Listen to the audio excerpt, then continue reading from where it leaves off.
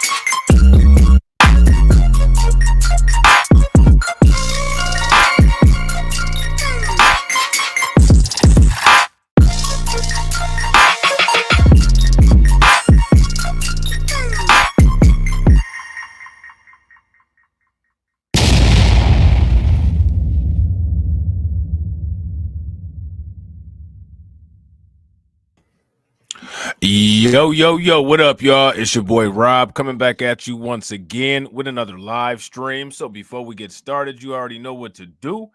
If you're not subscribed to the channel, make sure you hit the bell icon twice.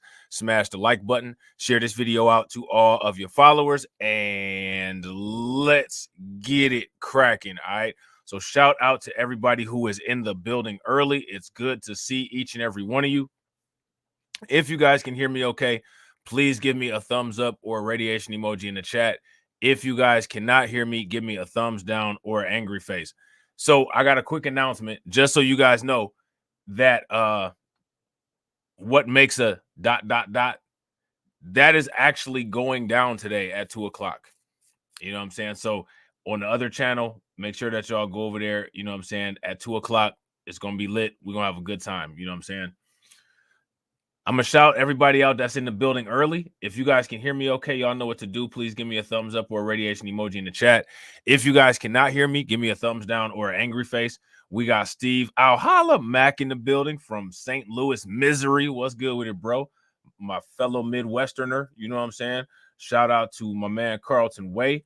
We got a bit of everything in the building. Shout out to SOS Muscle Pain. Throw some like enforcers in the building because my man taking care of business already. We got Catsy in the house. Make sure you guys show Catsy some love. Y'all see that? 16 months of membership support. Definitely appreciate you, Catsy. We most definitely appreciate you. Make sure y'all show her some love. Shout out to Brooklyn Queen in the building. Good to see you as always. We got Alvin Learning in the house. Shout out to you, bro. We got my man Crew Reality in the building. What's good with you, bro? What is going on? Shout out to my man AB Promotions. What's going on with you, bro? Good to see everybody. All right. So what we're going to talk about today is a little interesting thing we got going on. We got a undocumented crime cast. Now, y'all remember, right? Shout out to my man AB Promotions. Make sure y'all show AB Promotions some love with the 4 months of membership support. Definitely appreciate it. How many of y'all remember Ice Ice Baby on Crimecast? Y'all remember that? Y'all remember Ice Ice Baby? Who remember Ice Ice Baby on the Crimecast channel? Y'all remember Ice Ice Baby? I know AB Promotions remember it. You know what I'm saying? Y'all remember that Ice Ice Baby? Look where we at now. Started at the bottom, now we here. Started in Texas, now we here. Hey, you know what I'm saying? Started in Texas, now we here. Started in Texas, now we here. Look at this. You know what I'm saying? New York City migrant pickpocketing teams are the newest headache for New York Police Department as a trio is busted for a string of West Village bar thefts. Man, what is going on out here?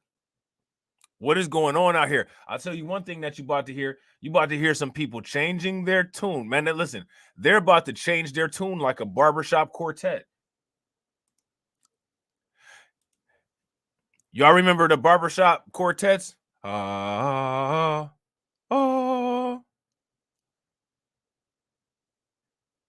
Would you go back home? Would you go? See, at first they were saying, come to the city because we love you. Come to the city because we love you. Now they singing this. Go back home. Go back home. Go back home. Go back home. Go back home. Shooba-doop doop. Yeah, they changing their tune. You know what I'm saying? At first it was high, now it's low. At first it was high, now you gotta go. Oh man, they got the checkered floor. You know what I'm saying? Got the conch in the hair, doing all the moves. I'll go back home. Go back home. Back home. Go back home. Go back. Go back home. And then you got the ladies on the side. Back home. You know what I'm saying? You got Miss Niecy and Brooklyn Queen and Catsy. Back home. Go back home. Yeah, Motown style. You know what I'm saying? Oh man, that's crazy, man. That's what they saying though. New York Police Department is honing in on a migrant pickpocketing crew. They down bad. They are now working the Big Apple. Didn't Lloyd Banks say that there was worms in the Big Apple? How many of y'all remember that G-Unit album from back in the day? Didn't Lloyd Banks say that there was worms in the Big Apple? With nearly 100 asylum seekers already popping up on the New York Police Department radar. 100 asylum seekers, you see that? The New York Police Department is honing in on migrant pickpocketing crews that are now working the Big Apple, with nearly 100 asylum seekers already popping up on New York Police Department radar. Law enforcement sources tell the Post. One particularly sticky finger trio was nabbed over the weekend after allegedly picking pockets at 3 separate Greenwich village watering holes in under 30 minutes, according to the sources. So they work fast. So they was right. These people work hard. Shout out to Sybil. What's good with it, Sybil? They was right. These people work hard. You see all those licks they hit? They hit all those licks in 30 minutes. Sounds to me like they got a little bit of experience. They sound pretty professional. So, yeah, they definitely are hard workers. Where you guys think they got the skills from? Because being a pickpocket, that's not the easiest thing from my understanding. You got to actually develop a skill with that. You got to bump a person the right way and do all this other kind of stuff. You learn that skill. You know what I'm saying? It's been happening all the time here. One staffer at Red Lion Bleecker Street told the Post. The last few months have been intense. Maybe they spread the word. I don't know. It's on Friday and Saturday when it's busy. They work as a team, she said. It's creepy. Oscar Terrazona, Sebastian Baez, and alleged ringleader Lena Jacome Bedoya, all migrants from Colombia, were charged with grand larceny and possession of stolen property at Bosco on Bleecker, Wicked Willie's, and the Red Lion between 1:30 and 2 a.m. Saturday, authorities said. Isn't there supposed to be a what you call it? A curfew? If there's supposed to be a curfew, give me a thumbs up. If it's not supposed to be a curfew, give me a thumbs down. Shout out to DSB. What's good with it? And big facts. Make sure y'all throw some like enforcers in the chat for So It's Muscle Pain. So It's Muscle Pain, be on it. You know what I'm saying? Definitely appreciate you. Jacome Bedoya, who is 23, has been arrested he's been arrested 4 other times in Manhattan since July, including for allegedly stealing cell phones from handbags and pockets, according to police sources. So let me ask you guys this question. Why is Jacome Bedoya, why is he still in New York? Shout out to Lehman Lucas. What's good with you, bro? Why is he still in New York? Why is he still there if he's committing all these crimes? Does that make any sense?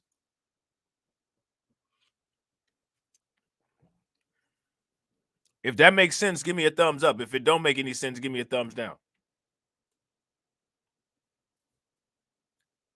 Baez, who was 25, and Terrazona, who was 26, were allegedly working in tandem with Jacome Bedoya in the 3 new larceny incidents over the weekend, the sources said. We have a hard enough time going after actual New Yorkers committing crime, one frustrated cop told the Post. Now we have to deal with a whole different subset of people who arrive here with no means of support, no legal means of working or opportunity. I don't see how this should come up as any surprise, the cop said. More than 172,000 migrants from the U.S. border with Mexico have arrived in the 5 boroughs since spring of 2022, with about 67,500 now housed in more than 200 city shelters and hotels. A small percentage of the asylum seekers have run afoul of the law, including after the fatal stabbing of a 24-year-old migrant at a city shelter on Randall's Island on January 7th. After also this month, residents near Brooklyn's Floyd Bennett Field, where a 2,000-bed migrant tent shelter was erected, complained about quote-unquote lawlessness by the occupants there. Let me ask you guys a question. What do you think they meant by that? Shout out to ULaw. ULaw said, I thought the migrants came here to work. Yeah, it looked like they came here to put in that work, or came here to go get that work, or came in to work the corners. But it don't seem like they came here to put in any job applications or even citizenship applications for that matter. All right? If you guys agree, give me a thumbs up. If y'all disagree, give me a thumbs down. Also this month, okay, we done with that. Let me go down a little bit. Okay, so now here it says, by September, more than 40 migrants had been arrested at the Roosevelt Hotel in Midtown Manhattan, the city's intake center for thousands arriving in the city.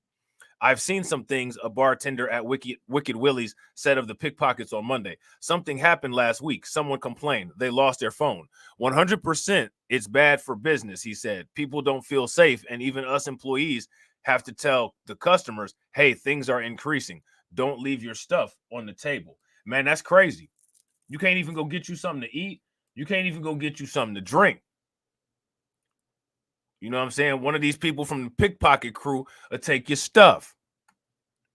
You know what I'm saying? So we're gonna talk about New York real quick, and then if you guys are patient enough, I'm gonna let you guys see something because you know what? Actually, we're gonna take a quick break from New York, real quick, y'all. Smash that like button if y'all haven't smashed it yet. Also, please take a moment, share the stream. Okay, if you guys are not subscribed to my other social media, especially Twitter and Discord, make sure you guys take a moment and subscribe to Twitter and Discord. If you're part of the Discord gang and they got this, I don't even know if it's Discord emojis on this channel. I think there are. If you're part of the Discord gang and we got Discord emojis, make sure y'all throw some in the chat. You know what I'm saying? How many people saw that movie with Samuel L. Jackson called Migrants on the Plane? Did y'all see that movie? If y'all seen that movie, give me a thumbs up. If y'all didn't see that movie, give me a thumbs down. If y'all didn't see that movie called Migrant on the Plane, you finna watch it right now with Samuel L. Jackson. So after the video this week showing migrants sleeping in the Boston's Logan Airport, one Georgia state senator captures new video showing migrants inside a hidden room at the Atlanta airport. Watch. Yeah. Transporting anybody anywhere? Yeah, we're all getting them flights to where they need to be. What's all these migrants doing in the hidden room at the airport? Could you imagine if Samuel L. Jackson opened up that door and seen the migrants back there? What he would be like? He would be like, what the? It's migrants on the plane. It's migrants in this room. Man, that's wild, bro. That is wild. Yeah, so these are just recently documented travelers getting released from ICE, getting to where they need to be. Oh, just let me get a video if you don't. Actually, you cannot get a video. No. You cannot get a video. No, you're not allowed. You're not allowed. You're done. Did you hear that? Documented travelers joining us right now. So now check this out. How is it that they're not allowed to get videos? Do you guys notice that when it comes to a lot of these migrant situations? Do you guys remember when they were in front of those migrant encampments in New York City and they were trying to push people away with cameras? What is it about these places and these people that they don't want to have any of this stuff documented? They just literally want everything undocumented. They want the people undocumented. They want the stuff that goes on there undocumented. Everything undocumented. Why? Now, Georgia State Senator Colton Moore. So I'm confused because I'm going to read this statement later on in the segment. But the person that you were speaking to said that they were documented, and we know that they were illegal, right? Yeah, we got a whistleblower who gave us a tip about this hidden room, and I had a full team there with some different cameras in different places. Said on Monday and Tuesday nights, there's just an influx of these people who come through the airport. Kind of when. So here go my question, right? Why didn't this senator come with a police escort? What's you guys' thoughts on that? Why didn't this senator come with a police escort? Because that's what I would have done if I was him. I would have straight up came with a police escort. And real quick, shout out to y'all. We got 29 people watching and we got 27 likes. If everybody can bang on that like button and get us to 40, that'd be great. The traffic is much lower at the airport. They were in a hidden room. I was talking to an Atlanta Police Department investigator yesterday. There are absolutely no cameras in this area of the airport. If you watch another part of the video, you'll see that there's some barricades and some caution tape before you get there. It kind of looks like a construction zone, if you will. So can you explain to me, because, you know, airport's supposed to be one of the most secure locations. There's cameras everywhere. Is this inside of the terminals or outside of the terminals? This is, I believe it's technically the third floor, but it appears as if it's the second floor in the domestic terminal. Our whistleblower says they walk right out of the gates and then they're escorted. Heck shit, DSB. Samuel L. would have said, I'd have it with these MFing migrants. In this MFing room, somebody get me some ice. Oh, you want something with your drink? No, ice. Ice for the migrants, not my drink. Into this room. Those people in that room, though, they were waiting to be booked to flights all across the United States. We were also getting video of migrants who were just walking out onto the streets of Atlanta. And who's guarding the door? So there was a U.S. Army soldier there at the door. The guy who says, you're done, he is a United States soldier. We still not sure exactly what his role was there, but he was sitting right next to the... Man, look at the... Listen, kids are hilarious, man. Kids will make anything a good time. Look at the little kid with the little dollar store vacuum toy, kicking it. He don't even know what's going on, just kicking it. You can't get mad at kids. We still not sure exactly what his role was there, but he was sitting right next to the door and basically assaulted me in order to take the phone and try, to get rid of the footage. I was able to recover the phone, and that's the footage you see there. This is crazy. What's going on here? I don't know. There's a lot of questions to be answered. I hope the Georgia Senate will flex its subpoena authority and start bringing some folks from the airport in and getting answers to these questions. Have you yet been able to get in contact with Governor Kemp about this? I can just imagine that he's not too happy about. So now this is in Georgia. You know what I'm saying? So now, people have been hearing things about the migrants coming to Georgia. You know what I'm saying? Here they are at the Atlanta, Georgia airport in some room. How many people have ever been to the Atlanta, Georgia airport? If you ever been to the Atlanta, Georgia airport, give me a thumbs up. If you guys haven't, give me a thumbs down. That airport is huge. You know what I'm saying? I don't know if anybody's aware. That airport is huge. So, you know what I'm saying? Like, they had this hidden room, but they keep track of everything. And what you got to understand here is that to get into some of these rooms, you got to get past TSA. How do you get past TSA without no documents? What's going on? I think this is the largest airport in the nation. Yeah, it is. It's the busiest airport in the world. The Governor Kemp and I are at a lot of odds on this issue with the Fonnie Willis issue in Georgia. We haven't spoken. I know people in my district have sent him text messages. He's kind of passed the buck and said this is a federal issue. I certainly wish we were sending state resources down to the southwest border like Governor Ron DeSantis is. What do you want to see done right now when it comes to this airport? I want to see these people not be able to leave the airport. The city of Atlanta controls the Atlanta airport. They ought to be housing these people here until we can figure out things going forward. Well, Senator, the governor comes on our show. We hope that he'll come back and tell us exactly what he knows about this as well. I just want to read this statement from Atlanta International Airport. This is what they said. ATL works with Libertad volunteers to provide assistance to immigrants during their travel. Hey, why would you work with some organization called Libertad? ATL works with Team Libertad. Why would you work with an organization called Libertad? You already know what time they own. They name their company after themselves. Immigrants. I thought they were documented. Team Libertad is a nonprofit that has worked at ATL since 2020, and there are no military or other law enforcement agencies involved in this effort. Yeah, shout out to Soas Muscle Pain. Yeah, we've talked about Detroit. Believe it or not, they've been sending migrants to Detroit. We've talked about Detroit a while ago. We talked about Detroit probably like 2-3 months ago. You know what I'm saying? People are just now getting hip. We talked about Detroit. We talked about Atlanta. We talked about St. Louis because they got migrants going down to St. Louis. We've been talking about Denver. You know what I'm saying? We've got them all. You know what I'm saying? We got them all. A lot of other people on YouTube only start talking about these kind of things when they get hot in the algorithm.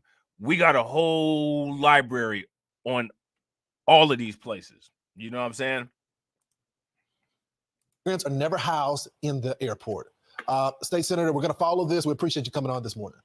Yeah, thanks for having me. Some shady business going on. Shady business. Thanks, Senator. Shady business. He said, shady business. All right, so that's the migrants on the plane. All right, so now we about to watch Fox be outraged about these migrants and how they beat up the police. The undocumented bros gave the lawz a L. Would y'all agree? If y'all agree that the score is 1-0 undocumented bros because they kind of mollywopped the lawz, give me a thumbs up. If y'all disagree and y'all think that the lawz actually took this, let me know and let me know how. Problem hotspots posing big risk for President Biden in an election year. Carl Robb, former White House Deputy Chief of Staff, a Fox News contributor. Carl, sometimes there's a photograph that will just encapsulate everything. And I think right now for this election in 2024, it's this one. Take a look here. This is a migrant who was involved in the attacking of police officers in Times Square.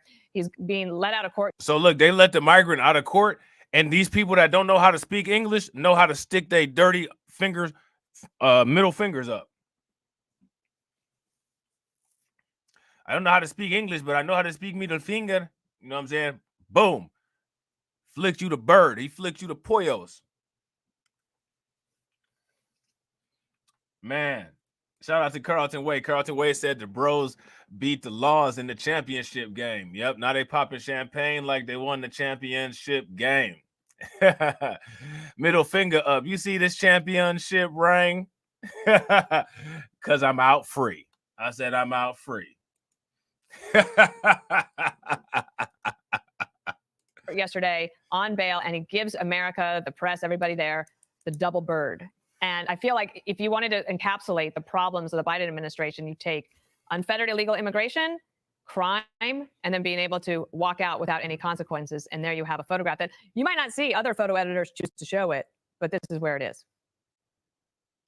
Yeah, in fact, there's some even more terrible photographs of 5 illegal immigrants beating up 2 cops.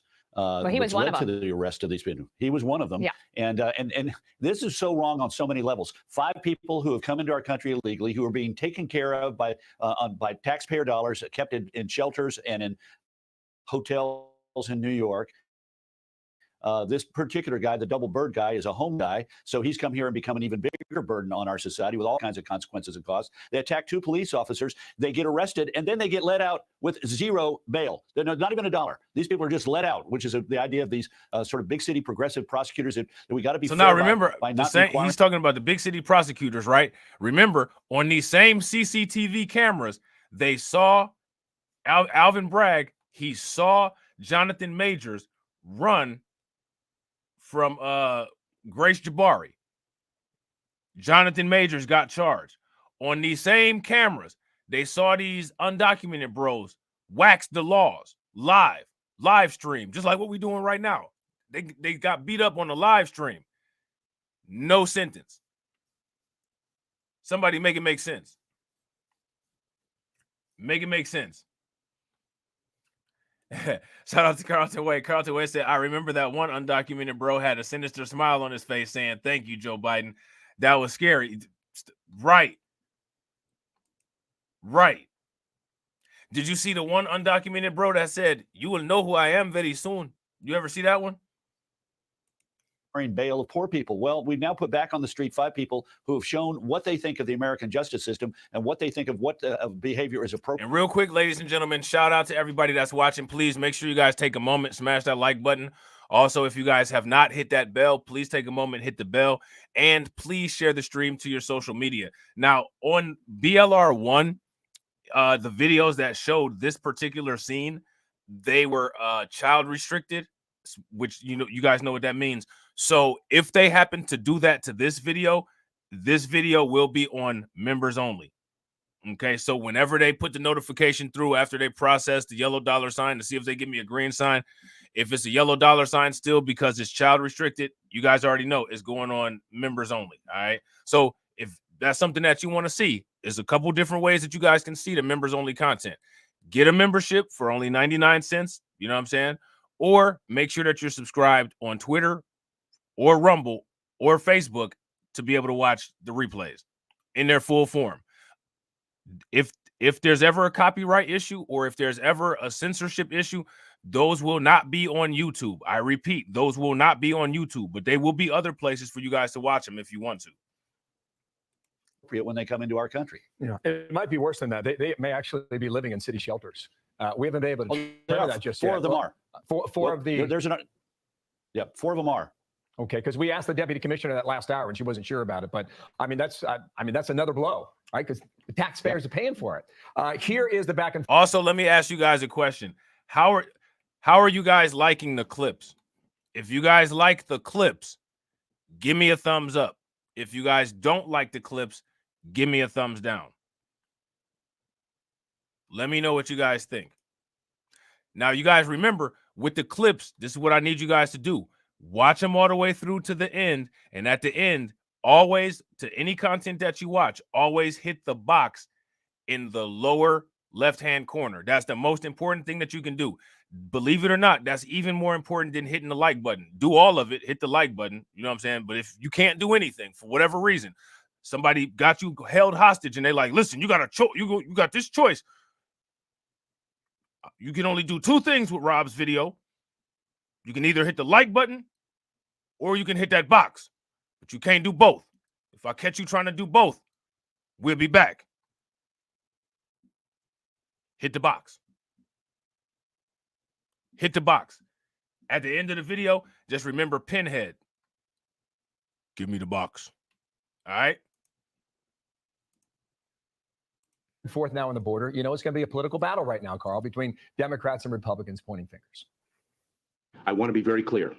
Our borders are not open. The border is secure. The president has done more to secure the border and to deal with this issue of immigration than anybody else.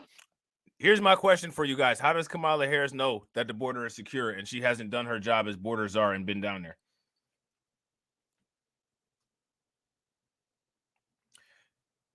You think I'm going to do anything for the border now?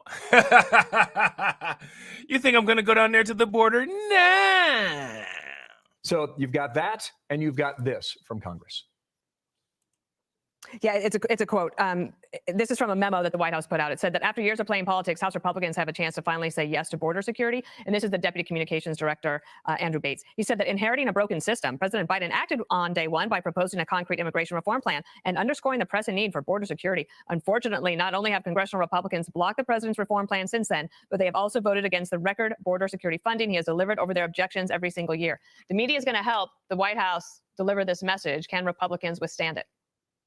Yeah, they can, because all they need to do is say, here's where the level of immigration was in December of 2020, roughly 40, I think, 1,000 people a month coming across the border. Here's where it is today, 5 times as big, 200,000. If the system was broken before, how come we had fewer people coming across the border? If the border is fixed and secure now, why do we have 5 times as many people coming? And it's ridiculous. Now, both sides have something to be blamed for in this. The Republicans, frankly, ought to take what they can get out of this deal, because remember, it requires 60 votes in the Senate. And it's so bad for the Democrats, they're willing to at least give some steps that will help us get better control over the border. And the Republicans are capable of saying, okay, nice start, but you failed to do X and Y and Z and Q. And the only way we're going to get that is to have a Republican president and a Republican Congress who are willing to give it to them. They can win that long-term battle. And in the meantime, get some things that they're not going to get otherwise, at least for a year, because they require 60 votes in the Senate. But yeah, the idea that the White House is sitting here saying, oh, we are in control of the border, we've gotten it fixed, and incidentally, you are keeping us from getting it fixed because you won't vote for our plans. Those two things are at conflict with each other. But the fact of the matter is, at the end of the day, the Republicans will win this messaging battle, because here's where the level of illegal immigration was. I agree. If you guys agree that Republicans will win this messaging battle, give me a thumbs up. If you guys disagree, give me a thumbs down. Honestly, I think that they've won the messaging battle already. And I think that the messaging battle was won when things started to fall apart for the sanctuary cities, when they started sending people to the sanctuary cities.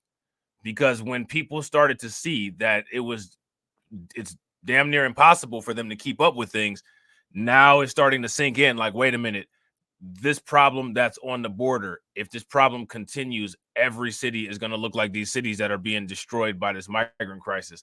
And if these cities are being destroyed by this migrant crisis and they're getting far less migrants than the smaller cities in Texas that are getting them, maybe we need to support what's going on in Texas and actually look into this. If you guys would agree with that, give me a thumbs up. If you guys disagree with that, give me a thumbs down. When they left office, and here's where it is today. Well, a lot of Republicans, the gap between is the Biden gap. A lot of Republicans say, why bend? Because the laws are on the books if you just enforce them. And that's facts. Literally, that's what we've been saying since the beginning of this entire thing. What is the issue here where the laws are not being enforced? Like, see, that's the question that people need to ask, because my question is, in what other situation that we deal with are laws just not enforced? We're just not going to enforce the laws. Somebody make that make sense. And real quick, shout out to you guys. We got 40 people watching and we got 34 likes. If everybody can bang on that like button and try to get us to 60, that'd be great. Yeah, well, I don't think they should bend. The question is, what more can you do that will constructively help give us additional tools, like more funding for barriers and for the wall where it's necessary, more money for Border Patrol and so forth. There are things that can be done proactively that will step up our ability to enforce the border. But the Republicans, are going to win this battle, the messaging battle. The question is, in the meantime, are the Democrats smart enough to say, you know what, let's give them more of what they want in order to get the 60 votes and give us at least say we got forward progress. But they're ultimately not going to be able to win this battle. Because, again, here's where it was, here it is today. And even if we make big changes today, this top number is not going to drop a lot in the next 7 or 8 months. Yeah. Shout out to Deneen. You got to watch the replay, Deneen. You missed the Barbershop Quartet. When I was telling them about how they changed tunes, like the Barbershop Quartet, and that first day was saying, come on over. We got gifts for you. Come on over. But see, nowadays they sit up there talking about go back, go back, go back, back, back, back. Please go back, back, back, back, back. Go back home. Please go back, back, back, back home. Oh man, we got Sam Cooke on the hook. You know what I'm saying? Rest in peace, Sam Cooke, the legend. Thank you, Carl. Good to have you. Have a great day. Thanks for having me. I'm Steve Ducey. I'm Brian Kilmeade. And I'm Ainsley Earhart. And click here. Hey, what's that song Mason sampled? Please go back. Please go back. Please go back. Please go back. Please go back.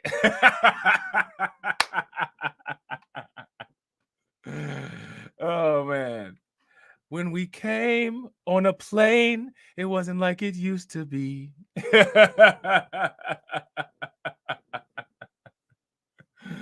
Oh man, it's a shame all these things these migrants will do, you see. Please go back. Please go back. Please go back.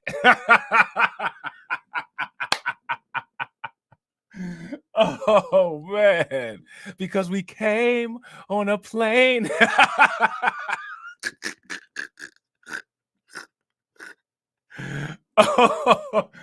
Oh man. Oh man, it's up to you. New York, New York. It's New York. Oh man, shout out to True Life, because this is the new New York. This is the new New York, the new New York. Yay, yay, yay, yay, yay, yay, yay, yay.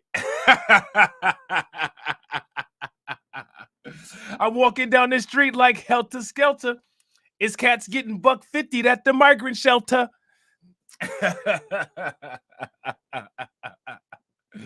If they get their hands on guns, then these migrants are shooting. I don't know why Abbott keep flying them up here from Houston. I need New York to be New York again. Oh man, no Venezuelans, Puerto Ricans, and foundational Black Americans.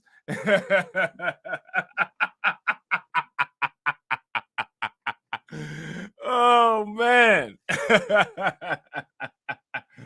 That's hilarious, man. They got it bad in New York City, man.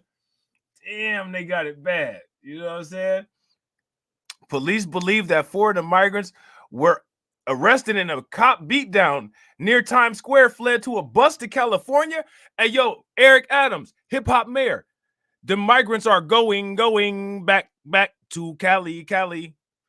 They going back to Cali. What they about to do? They gonna get the drop. We on the run now, got beat up by some cops. That ain't what happened. We hit them put them on the floor.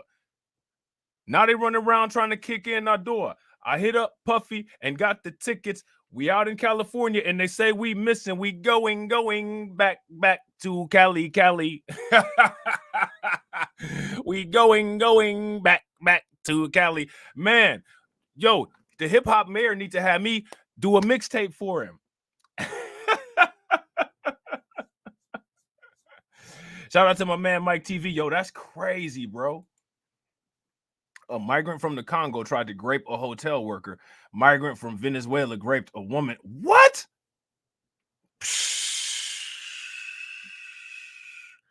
Man. See? They out here in NYC beating up the police. They out here in NYC beating up the police.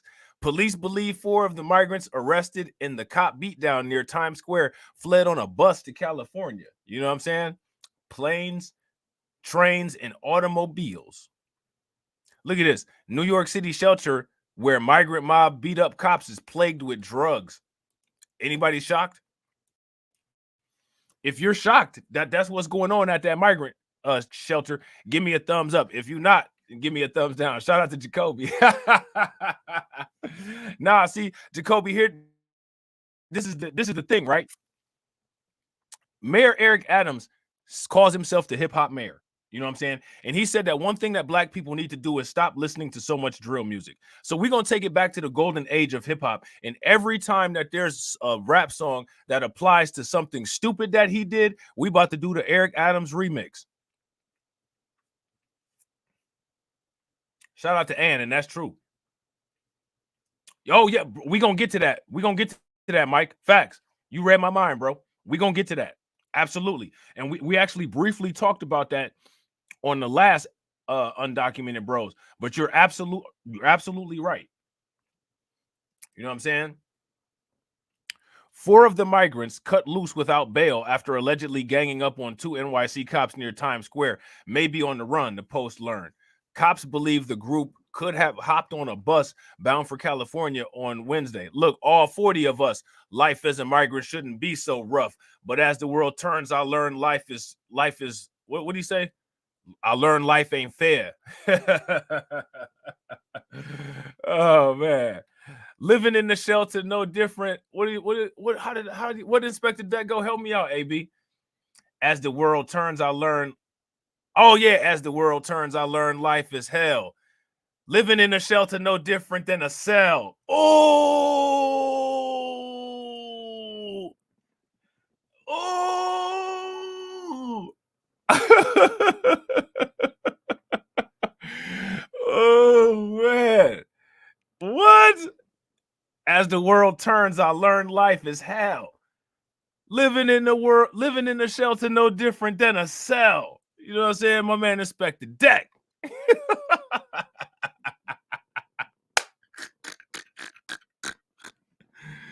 Oh man. Oh man. Raekwon was sheltered on the crime side, the New York Times side. Staying alive was no jive. Had second hands. Mom's bounced on old man. Had a shelter in Shaolin. A young youth rocking a gold tooth. No documents. Just going in these New York streets and pickpocketing. The crime in the NYC is skyrocketing.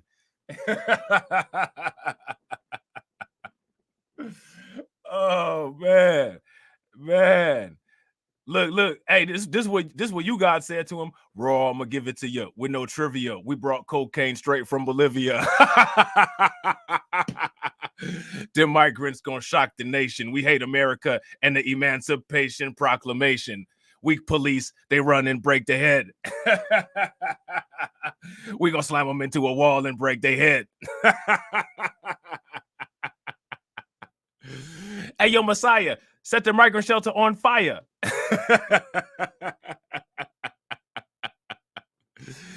We know these pigs is dirty, but for the right price, I wear a wire. Oh, man. That's crazy, man. That's crazy.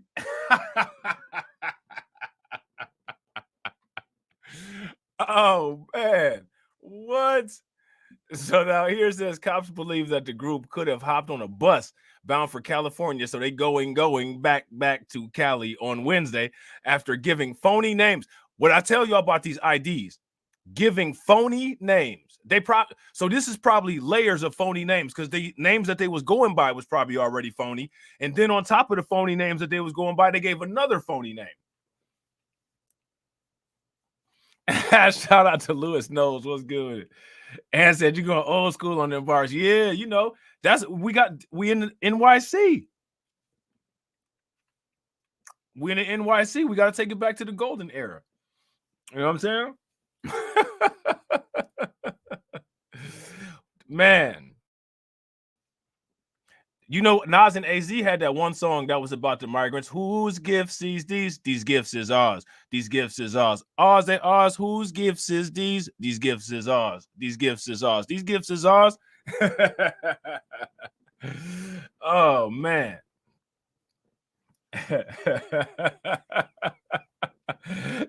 Oh man, the mysteries of undocumented chess boxing. Oh man, that's crazy. Oh man. Oh man, Tony. Oh yo, they actually did Capone and Noriega. Tony, invade NY, multiply, do or die. Me or you got beef, I got beef. Tony, invade NY, multiply. Oh man, that's crazy. Man, all them cats from back then was telling the future. Especially Noriega. You know what I'm saying? Noriega got on the train quick fast. He seen what was happening. That's why he switched to reggaeton. He got with Daddy Yankee and said, hey, man, you know what I'm saying? I'll holler at y'all later.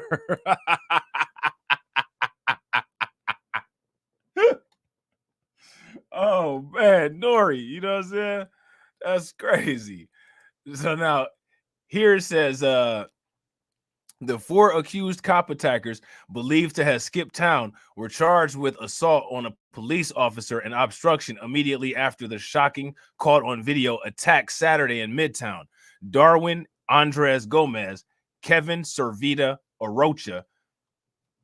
That's an interesting name, Orocha.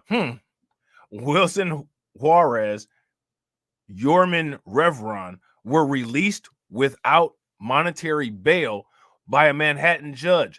What's the name of this Manhattan judge that released these people without bail? Speaking of which, did y'all see this about this Israeli this Israeli national? If we get time, we're gonna talk about that too, because that's kind of a wild situation as well. Yeah, that Israeli situation is really wild. Yeah, they definitely making up names. They definitely making up names. So now here it says the supervision was ordered for Revron because he has 2 open criminal cases in Manhattan. Did you guys know that? Revron has prior arrests on his rap sheet and was put on supervised release. Sources said hightailing it out of the city would be a violation of his court-ordered release. Now, here's my question for you guys. If this is a sanctuary city and they can't lock any of these people up, how are you going to enforce a violation? Make that make sense. Shout out to Mike TV for the $10 super chat. Make sure y'all show him some love. Throw some radiation emoji in the chat. Throw some flames in the chat for Mike TV. Mike said, so the illegals that got released without bail gave fake names and fled the state. Now, according to this report, that's what they're saying. But I saw some reports that said that they have been picking them up, maybe 1 or 2 at a time. And we'll get to those. So I'm not exactly sure. We shall see. We shall see. So now here it says he is also, so these are other things. He is also accused of punching a worker at Macy's Herald Square last month while allegedly trying to rob the retailer with 2 others. A 5th asylum seeker suspect, Joan Boada, who is 22, was hit with the same charges and also released without bail on Wednesday. 2 more migrants, Jandri Barrios, who is 21, and Yohenry Brito, who is 24, were arrested by the cops later that night, New York Police Department said. Now, here go my question. After they arrest these people, then what?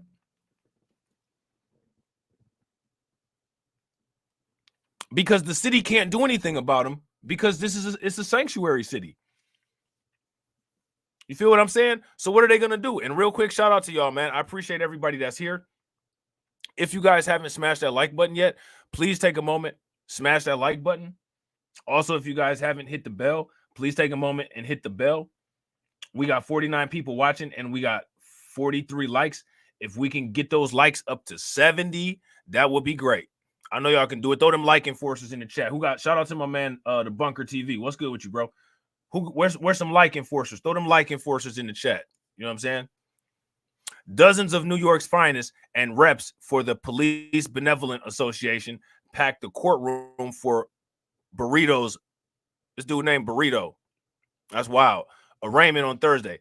as he became the first of those charged in the attack to be ordered to be held on bail. All right. The Manhattan District Attorney's Office said the $15,000 cash bail or $50,000 bond was warranted because Burrito had been positively identified on video footage of the attack through a distinct tattoo.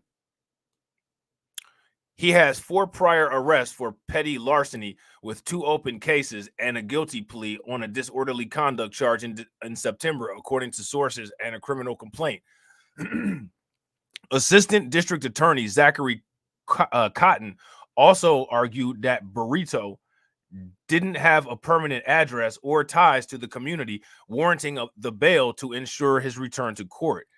And Judge Marisol Martinez Alonso agreed to the amount.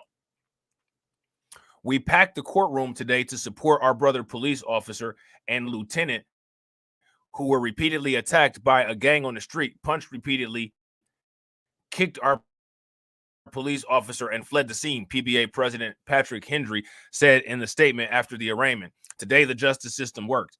The individual is being held on bail, but we have to ask the question, why did these 4 individuals be released on their own recognizance when they are not in jail? Why are they not in jail right now? He said. Let me ask you guys a question.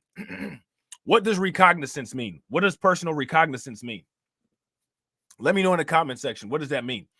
Why am I asking what that means? I'm asking what that means because I want to ask another question. If you don't have any documents or any prior record of yourself or your accolades, how do you have a reputation on which a personal recognizance can be made? Make that make sense. Shout out to AB. AB said going back to Cali. Nope, I don't think so. Make sure you guys show my man AB Promotion some love with the $1.99 super chat. Throw some flames, radiation emoji, ducks in the chat. Appreciate it. Seriously, make it make sense.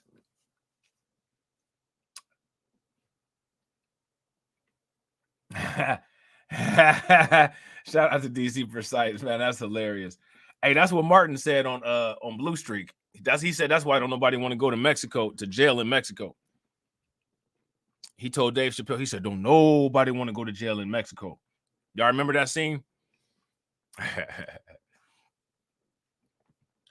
So now here it says our criminal justice system is upside down, he added. What message does it send to every New York City police officer who is on the streets of the city of New York every single day, risking their lives to protect New Yorkers?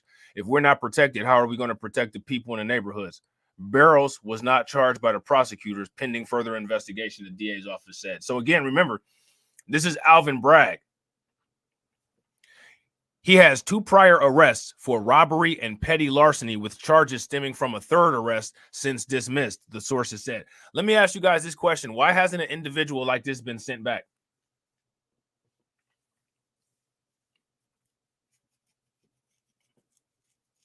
What do you guys think? Why hasn't an individual like that been sent back? The question here is whether the person arrested was even involved.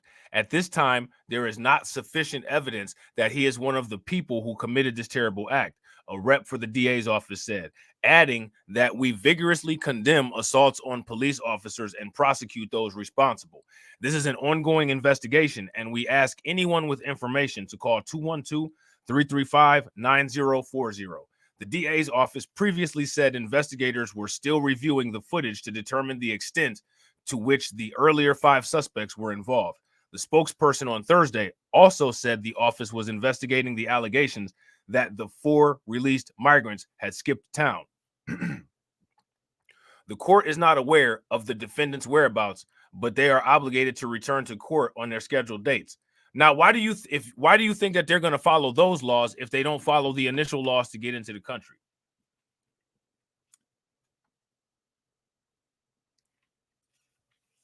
Make that make sense. Is it a reasonable expectation to expect people that didn't even follow the laws to get into the country to follow these laws? Is that reasonable? If that's reasonable, give me a thumbs up. If that's not reasonable, give me a thumbs down.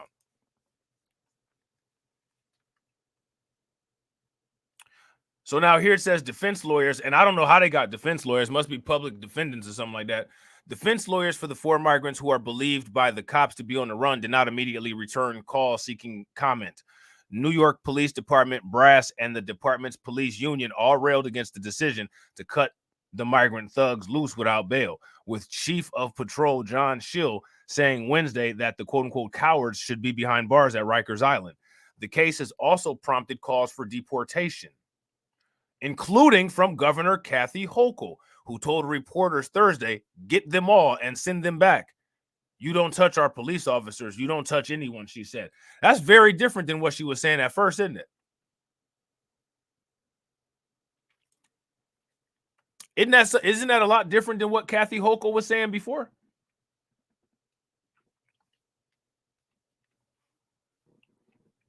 Man, that's different, man. She's changed her tune. She has definitely changed her tune. Wow. So, give me 1 second, guys. Let me see what we got here. Hold on. I want to. Okay, so we're going to check this out right here. There's a little video. All right. And it's a video from News Nation. We're going to check this video out real quick, and then we're going to take a look at what Kathy Hochul had to say.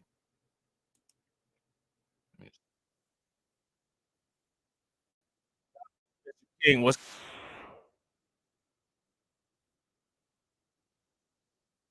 all right, hold on. Hold on. All right, there we go. Boom, boom. All right.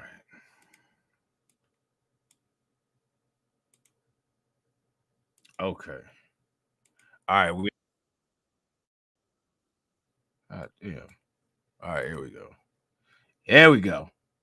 There it is, right there. There you go. Oh man, what's up with these people? How they be getting caught? Man, that's a bad picture, man. We gotta let him sit there like that for a minute.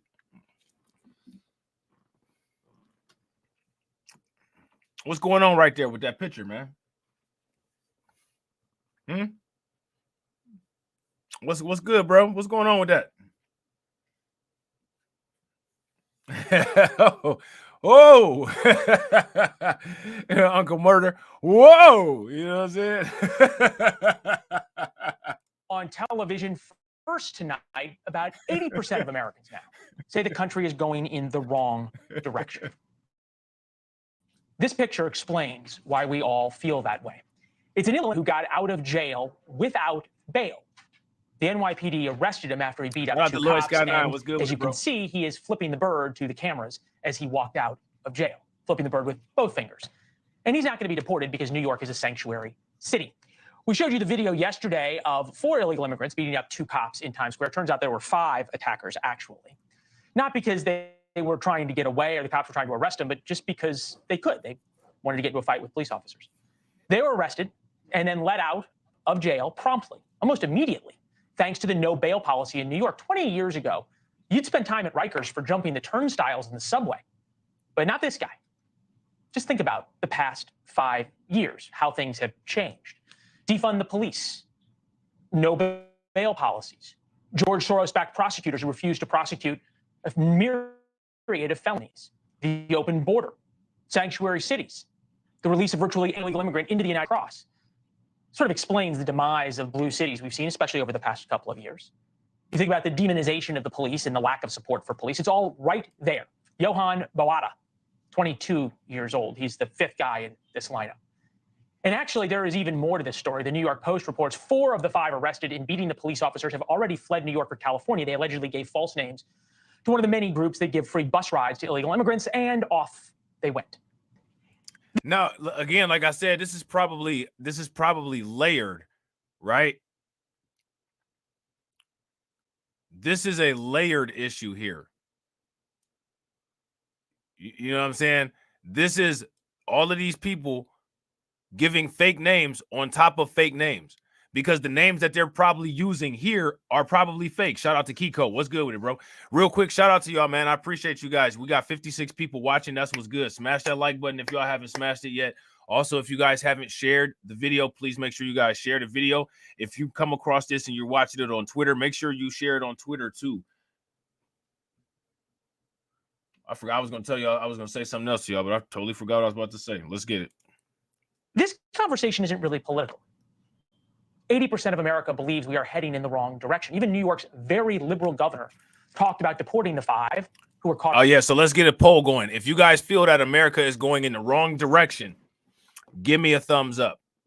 If you guys do not feel that America is going in the wrong direction, give me a thumbs down. And shout out to DSB. Yeah, they crying about the cop hero. Facts.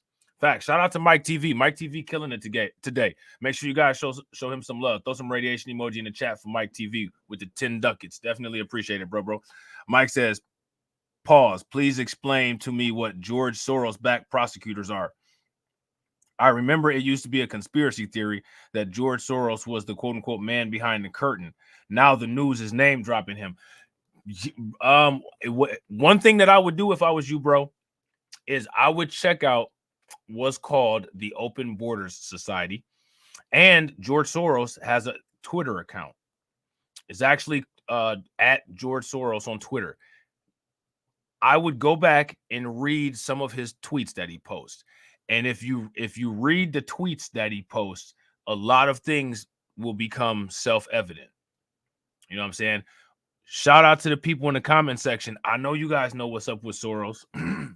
You know, they get kind of weird with talking about Soros on social media. These news channels are allowed to do all kind of stuff, like show these fights and it's okay, but we can't.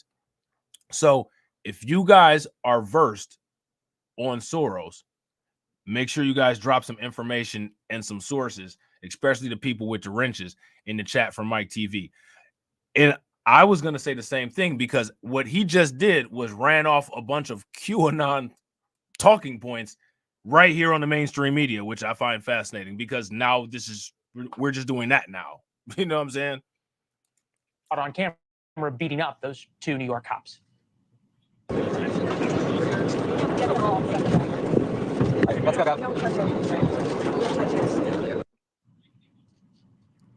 be fair, she doesn't have the power to deport, and New York is a sanctuary city, so her words ring a little hollow. New York City law prevents the NYPD from working with ICE. Republican Congresswoman from New York, Nicole Malloy-Katortis, is with us now. It's nice to see you, ma'am. Thank you. Help us understand how we got here, perhaps more importantly, how we move on from here to get things at least moving in the right direction. Yeah, what you're seeing is city, state, and federal policy from Democratic lawmakers coming to a head, and it's really become a disaster for our community. Bro, you ain't never lied. You ain't never lied. There was that situation with that kid, or no, he was a man, with that man that beheaded his father and had his dad's head in a bag, was posted on YouTube for 5 hours and got 5,000 views. Community guidelines and, you know, the automatic moderators didn't block it or anything. But I've uploaded videos before that had no swear words or anything like that in them, and they've immediately yellow dollar signed it. Somebody make it make sense.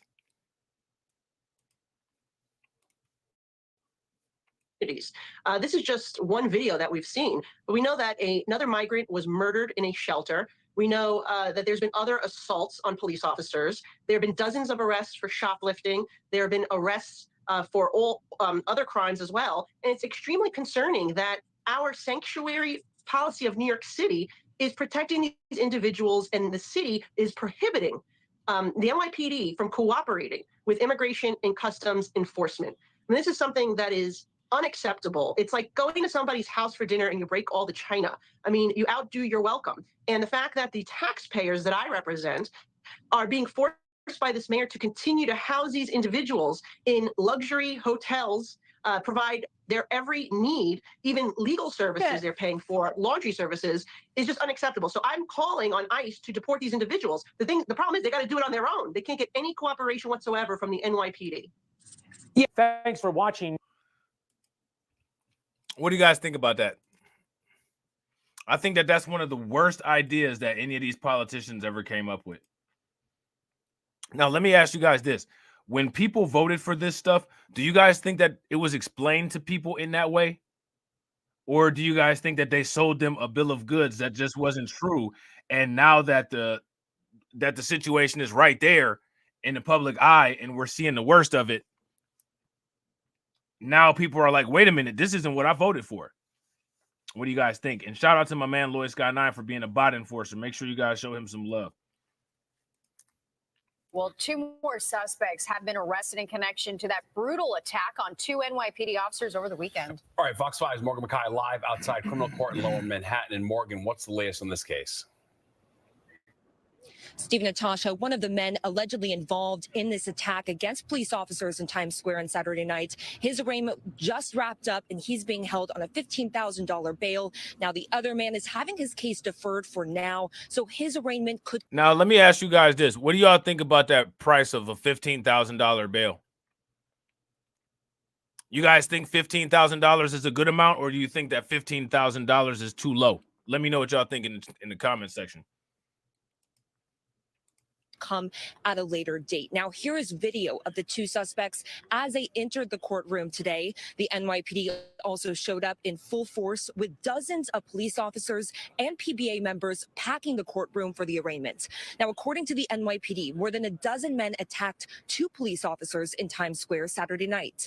4 out of the 5 men originally arrested were released without bail. Footage of the incident shows an NYPD officer. Now, here's my thing, right? Now, with sanctuary cities, are the police directed to not assist with the migrants? Or is that at their own discretion of whether they choose to help or not? Because I would think that the police kind of would be able to operate autonomously unless Mayor Eric Adams kind of was like, we're a sanctuary city, you are not to assist with law enforcement. Because them beating up the police, then getting processed by the police, I would see the police doing their own internal kind of thing to deal with these people. If you guys agree, give me a thumbs up. If y'all disagree, give me a thumbs down. And lieutenant telling a group of migrants to move along moments before the fight broke out. When the 2 officers tried to put a man in a yellow jacket under arrest, they were attacked by multiple people on all sides. The officers sustained kicks and punches as they attempted to wrestle some of the individuals to the ground. Now, according to the NYPD, multiple of these people are. I'll tell you one thing about the police that this always shows. You guys remember in Uvalde, Texas, when that man named Salvador Ramos came into that school and deleted those unfortunate, unsuspecting kids, and the cops were cowards, and the cops got exposed for being cowards, just letting all those people, all those children get shot up. You guys remember that? If you guys remember that, give me a thumbs up. Anytime the cops face a direct challenge, they're cowards and they always get waxed, or either they run. Have you guys noticed that? If you guys noticed that, give me a thumbs up. If you guys have not noticed that, give me a thumbs down. Anytime the cops are directly confronted with an actual situation where they actually have a challenge to deal with, they get waxed every single time, or they run like little chihuahuas with their tail in between their legs. Look at them. The cops should have been able to handle that. They take all them years of academy and all of that. You know what I'm saying? They had these little, you know what I'm saying, malnutrition migrants just rolling them around the floor like pizza dough. Don't make no damn sense. Currently living in migrant shelters. PBA President Patrick Henry says the officers who are attacked are currently recovering, but they are outraged. I mean, look at this. Look at how, hold on. Look at this. Look at how crazy. Look at how sly. These people can't even fight. The one dude ran up and kicked. He airballed the kick and slipped and fell down and then ran away. Look, watch this. Watch this. Watch. Are currently recovering, but they are out. You see that? He went airborne and fell on his butt. Outraged. You see that? I've never seen anything like that. That's like some Three Stooges level nonsense. Hold on. We got to take them closed captions down so you can see. Watch this. Watch. Recovering, but they are outraged.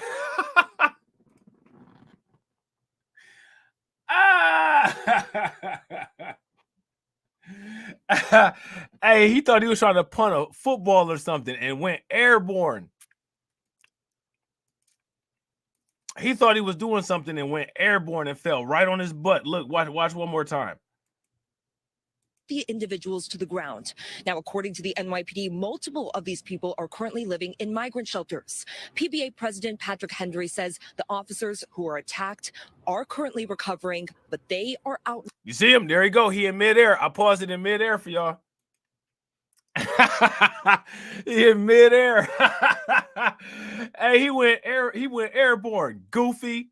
What is the gravity different in another country or something? I know the language is and the laws might be, but is the gravity different though? Did he miscalculate that?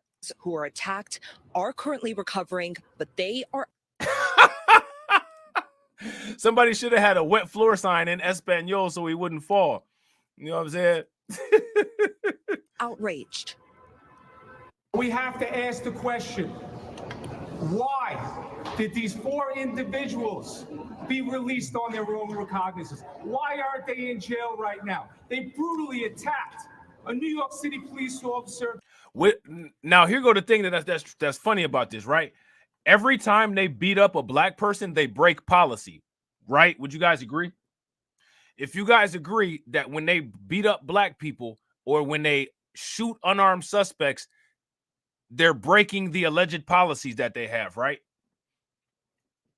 So if you will break policy to harm a black person, why don't you break policy to keep these people locked up? I see what you did there, Janine. I see what you did. I see what you did there. Y'all see what you did? The laws of gravity. Now, every time they throw some evidence, you know what I'm saying? They plant something on somebody, the blue line of silence. Every time they take a little tuition loan out of the evidence room because they do that. I mean, y'all do all. New York police is one of the dirtiest police departments in the world. Y'all scared to hold some migrants? And y'all do all this kind of criminal stuff where internal affairs investigation, internal affairs doesn't get a day off with New York police? I got to agree, Pat. I got to agree with Patrick Taylor. It's government policy to harm blacks. It's an order from the top. Facts. If you guys agree with Patrick Taylor, give me a thumbs up. If you guys disagree, give me a thumbs down. That is definitely what the evidence shows. And a lieutenant. Our criminal justice system is upside down. It fails every day. We've been saying that. We've been saying that forever. But when we say it, we don't care. We're being woke.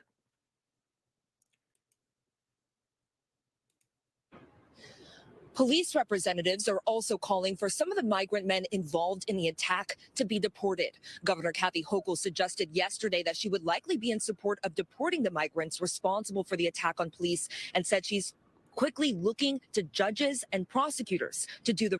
Now, Kathy Hochul is saying that she'll be happy to deport these people, but how are they going to do that when she maintains New York as a sanctuary state and Mayor Eric Adams maintains New York City as a sanctuary city? How are they going to do that? Does that make any sense? Like, that honestly does not make a lick of sense for her to say. That literally makes zero sense for her to say. So why would she say that? And real quick, shout out to everybody who's watching. We got 53 people watching and we got 57 likes. If we could get them likes up to 80, that would be great. The right thing. Now, there is some question whether the city's sanctuary city status would keep these men from being deported until after they are convicted. However, the mayor's chief of staff today says if federal authorities wish to deport these migrants involved in this incident, the city will cooperate. So that what that means is that the city could cooperate with this entire thing. So you guys heard this, right? Right on the news. So they're picking and choosing. So if they wanted to, they could stay a sanctuary city and just comply with the federal guidelines. But they're choosing to not do that. You guys see that, right? That lets you know that there's something weird going on with this. If they're convicted of these crimes, they should be deported. So on the issue of bail, I think that these individuals should not have been released, right? And so the circumstances under which that happened are clearly out of our control, but we would think. So here goes my thing, right? All of these people who are in these high places, if they didn't think that these individuals should have been released, as soon as they found out about this, right, the police department should have put out calls starting at the chain of command to everybody in power that they were able to reach, told them about this situation, showed them the footage, and asked them if they could give a verbal direct order to be allowed where law enforcement could deal with these people. Would you guys agree? If you guys agree with that, give me a thumbs up. If you disagree, give me a thumbs down. But as you guys can see, that didn't happen. The police just got him and then let him out, and now the police acting like they outraged about it. Think that if they were arrested for these crimes and they were properly arrested for these crimes, that they should not be back out on the street based upon what they did. All right, so there's that. We don't need to listen to any more of that. All right, so now we're about to take a look at what Kathy Hochul said with her weird-looking self. Because she is a weird-looking one. We can't take that away from her. You know what I'm saying? Somebody came up to her and said, baby girl, what happened in your face, baby girl? You know what I'm saying? Who did that to your face, baby girl? Then she started singing that hit song. Look what they did in my face. Hey, look what they did in my face. Hey, look what they did in my face. Hey. So now here it says New York Governor Kathy Hochul suggests deporting a mob of migrants who pounded cops in caught on camera attack near the Times Square. One thing about New York Post is that they are ruthless with the headlines, man. They are ruthless. New York Post, they have no restraint when it comes to like weaponizing headlines. Shout out to 42 Tribes. He said she looked like Cruella DeVille. Facts. She do look like Cruella DeVille. She look exactly like Cruella DeVille. All she needs is that little the white patch of hair in the middle, and she'll look just like her. So now here it says Republican politicians are lining up to demand that the rowdy migrants nabbed in a caught on camera attack on 2 New York police officers in Times Square get deported. And Kathy Hochul said it's something that should certainly be looked at. The Democratic governor, speaking to reporters after announcing the nomination of Stephen G. James as New York State Police Superintendent Wednesday, was asked about the shocking beatdown and whether the asylum-seeking suspect should be deported. I think that's actually something that should be looked at, Hochul replied. I mean, if someone commits a crime against a police officer in the state of New York and they're not here legally, it's definitely worth checking into, she said. These are law enforcement officers who should never be under any circumstances subjected to physical assault, Hochul added. It's wrong on all accounts, and I'm looking to judges' footage of the incident on West 42nd Street. Hold on real quick. And prosecutors to do the right thing. So she says she's looking to judges and prosecutors to do the right thing. I'm sorry to skip down a little bit. Footage of the incident on West 42nd Street shows an NYPD officer and a lieutenant telling a group of migrants to move along before a scuffle breaks out. The officer sustained kicks and punches as they attempted to wrestle some of the individuals to the ground. And I'm not trying to be funny, but one of the reasons why people wrestle people to the ground in a situation where they're bigger than the other person is because they can't fight. They can't box. You know what I'm saying? They grabbing all onto them because they can't box. They don't have no hand skills. Hochul wasn't the only elected official weighing in on the deportation question. That law that's prohibiting cooperation between New York police and federal immigration enforcement, it just has to stop. U.S. Representative Nicole Malatakis, who represents Staten Island, told the Post. Republicans, independents, Democrats should at least be able to agree that if you're in the city and you're committing a crime, you have given up any opportunity to ever become a part of this citizenry, period, Malatakis added. Staten Island Borough President Vito Fossella agreed and said the Big Apple should not have been surprised by the vicious migrant mob attack on 2 of New York's finest. This is the fruit of a poisonous tree, Fossella said. So there go Cruella DeVille right there. She looked just like Cruella DeVille. That's crazy. We warned more than a year ago about letting all these migrants in. Now we're getting the worst of the worst, he added. I don't see any reason why we shouldn't deport these individuals immediately for assault on our police officers. We shouldn't spend one more penny on them. Now they have a license to attack our police officers. Is this the world that we created? Yeah. this is the world that they created. Let me ask you guys a question. Is this the world that they created? If this is the world that they created, give me a thumbs up. If it's not the world that they created, give me a thumbs down. This is absolutely the world that they created. Absolutely the world that they created. The Big Apple sanctuary city status makes it illegal to notify U.S. Immigration and Customs Enforcement about criminal defendants, such as those charged in Midtown cop beating. Now, these people could come up with something very, they could come up with something very easy, right? If they really wanted to do this. The New York Police Department, you always see the TV shows, they're really tight with the fire department. You know what I'm saying? So all they have to do is just provide the information to somebody who's not a law enforcement officer and provide that information to them anonymously, wink, wink, and have that person who got the tip then call the tip into ICE. Very simple. Very simple. But do you see, they only come up with ways of circumventing the rules when it comes to harming black people. This is some business that they could get taken care of very easily if they wanted to. It's just as simple as passing a note without a name on it and then having someone that they know will call ICE, or they could do a drop-off spot. Somebody could drop a note off. Somebody could come get the note. Anytime there's a note dropped off, give it to the supervisor, and the supervisor do the thing. It's very simple. Very simple. But do you guys notice how these people have no creativity in doing shady things unless it's doing shady things against black people? That's how you know that these people these people are nothing. Nothing. They don't want to take care of this problem. They just want to sit around and whine about it. You know what I'm saying? So as we go down into this article, all it does, it goes into more about the situation that we already know about. All right. So, and then we already saw Kathy Hochul. Shout out to my man John Guillory. What's good with it, bro? We really don't need to read an entire article about what Kathy Hochul said, but we just gonna look at it, you know what I'm saying, real quick with the headline up. All right. And as you guys can see, a lot of these Democrats are going full circle. Migrant cowards who beat up cops near Times Square should be locked up. New York police chief says as fifth suspect is released without bail. So why don't they just do some of that shady stuff that they do when it comes to how they deal with black people? You know what I'm saying? They plant all kind of evidence. You know what I'm saying? They turn off cameras, turn off body cameras. They do all kind of stuff that's against policy for that, but they don't know how to handle these migrants. Make it make sense. So now check this out. What we're going to look at next is we're going to look at this situation in Chicago, all right? We're going to look at this situation in Chicago because this is very startling right here.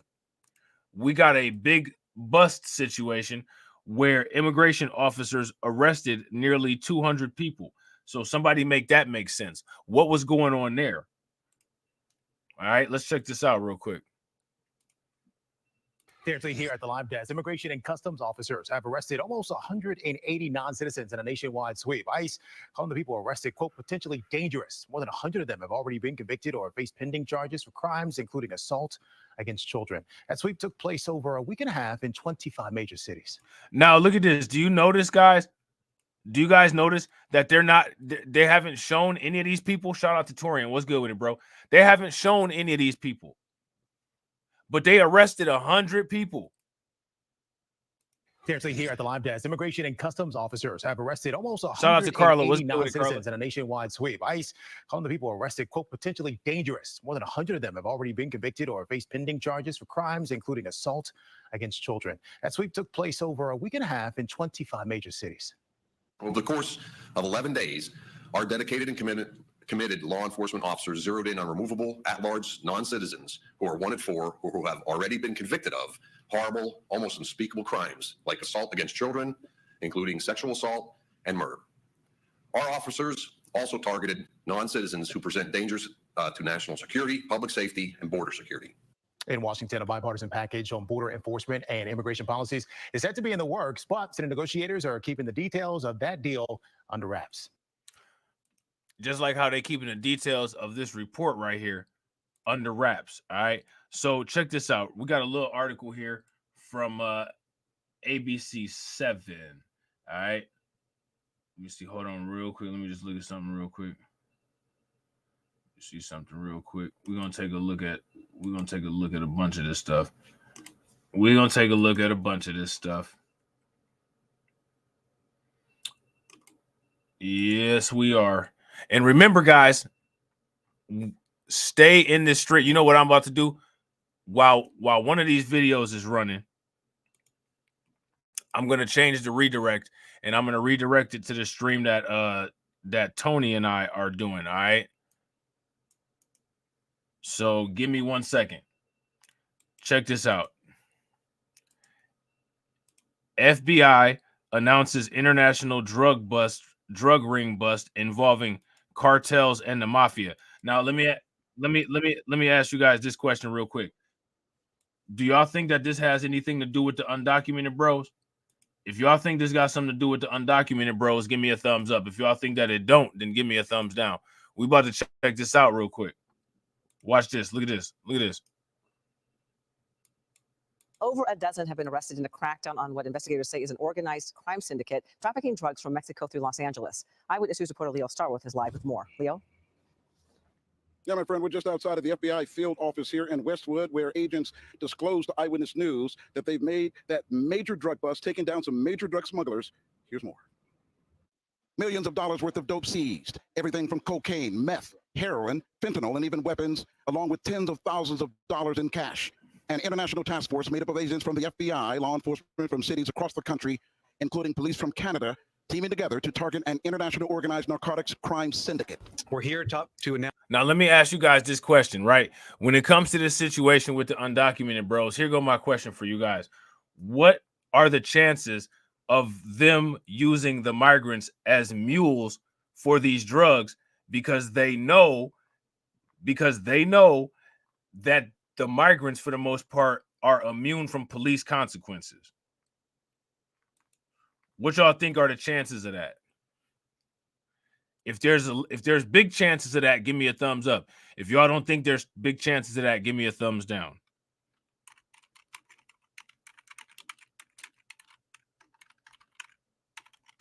What y'all think? Let me know. Let's see, hold on real quick. Okay. There's that. All right, cool. Operation Dead Hand. This is a takedown of a wide-ranging international drug trafficking conspiracy. This conspiracy spanned 3 countries. It involved drug suppliers connected to cartels in Mexico, drug distributors and brokers in Los Angeles, Canadian truck drivers, and a network that exported drugs into Canada, and even an associate of the Italian mafia in Montreal, Canada. Several hundred law enforcement personnel executed simultaneous arrests and search warrants in multiple cities across the United States. Yo, this is wild, man. Shout out to Carla for being a bot enforcer. This is wild. What do you guys think about this? Real quick, shout out to you guys. We got 52 people watching. We got 60 likes. If everybody can bang on that like button, share the stream, get us to 80, that would be great. Let's get it. 80 is the next goal. Let's get it. We can get it. Canada today. Nearly 20 people indicted for their alleged roles in the organized crime syndicate. 2 indictments we unsealed today allege that a defendant, Gumarit Sidhu, a Canadian national, would purchase kilogram quantities of methamphetamine from drug suppliers in Mexico and Los Angeles. He then operated a network of truck drivers. So, okay, let's get it. Let's get it. Undocumented bros or no? If you guys think that these are undocumented bros, give me a thumbs up. If they're not undocumented bros, give me a thumbs down. 20 people indicted for their alleged roles in the organized crime syndicate. 2 indictments we unsealed today allege that a defendant, Gumarit Sidhu, a Canadian national, would purchase kilogram quantities of methamphetamine from drug suppliers in Mexico and Los Angeles. He then operated a network of truck drivers. They would use long-haul semi-trucks to move those drugs up through the United States and into Canada. In total, just during the few months of this investigation, over 800 kilograms of methamphetamine were seized, and over 400 kilograms of cocaine were seized. Agents say as their investigation continues, they expect to nab even more drugs and take down more international drug smugglers. This as their investigation continues. Man, that's wild, man. That is wild. That is wild. So now, again, what about that they came here to work narrative? They came here to bring that work. They came here to sell that work. You know what I'm saying? They came here to work that blizzy. You know what I'm saying? But they didn't come here. They didn't come here to put in no job application because they knew they wasn't going to be able to put a job application when they came here anyway, because they knew what it was about. They knew what it was if you undocumented. Hundreds of fake identification cards lined the table inside the Cook County Sheriff's Department in Maywood this morning, all of them recovered last week as part of an undercover investigation into an unusual pattern of downtown retail thefts that has been emerging over the last 9 months. The vast majority of them were from Venezuela. Venezuelan migrants, who, according to Sheriff Tom Darts, are being used by criminal organizations to engage in small retail thefts in exchange for fake social security cards, driver's licenses, or green cards. Some of the people we have taken into custody have told us they were literally directed on what to steal, how much to steal that would get you this ID and that ID. Unlike several of the high-profile thefts at luxury stores that have made headlines, most of these thefts, says the Sheriff's Department, are of low-cost items. It was one such incident earlier this month that led investigators to these 3 men, who they say were the ringleaders of this particular operation. Handwritten records of each fake ID sold and the price for which they were sold were also recovered. Most of the people we're talking to on this are people absolutely looking for this ID to get a job. An attorney with the National Immigrant Justice Center, Anisha Gandhi, is among those. Let me ask you guys this question. Why is it that they keep pushing these narratives about these people and getting jobs? Why are they so desperate to do that? Does that make any sense? Like, you're sitting there with all of these fake IDs on the table. Right, exactly. Shout out to Patrick Taylor. If you guys agree with Patrick, give me a thumbs up. Like, you got to ask, how stupid do they think we are? Patrick says this is propaganda. The illegals only broke the law to get a job. Right. Like, how dumb do they think that we are? It's crazy, man. Helping migrants who qualify to fill out their asylum and work authorization requests. She says while there's no automatic penalty imposed by immigration authorities on those caught using fake documents, they could still face criminal consequences. There's not really any other option for them, as the government hasn't made it easy for them to get work authorization in a timely manner. Those arrested were charged with selling and manufacturing fake IDs. The Cook County Sheriff, however, telling us that he believes they represent just one of many criminal rings out there using migrants' desperation for profit. Why do they keep calling this migrants' desperation? Why are we out here calling it migrant desperation?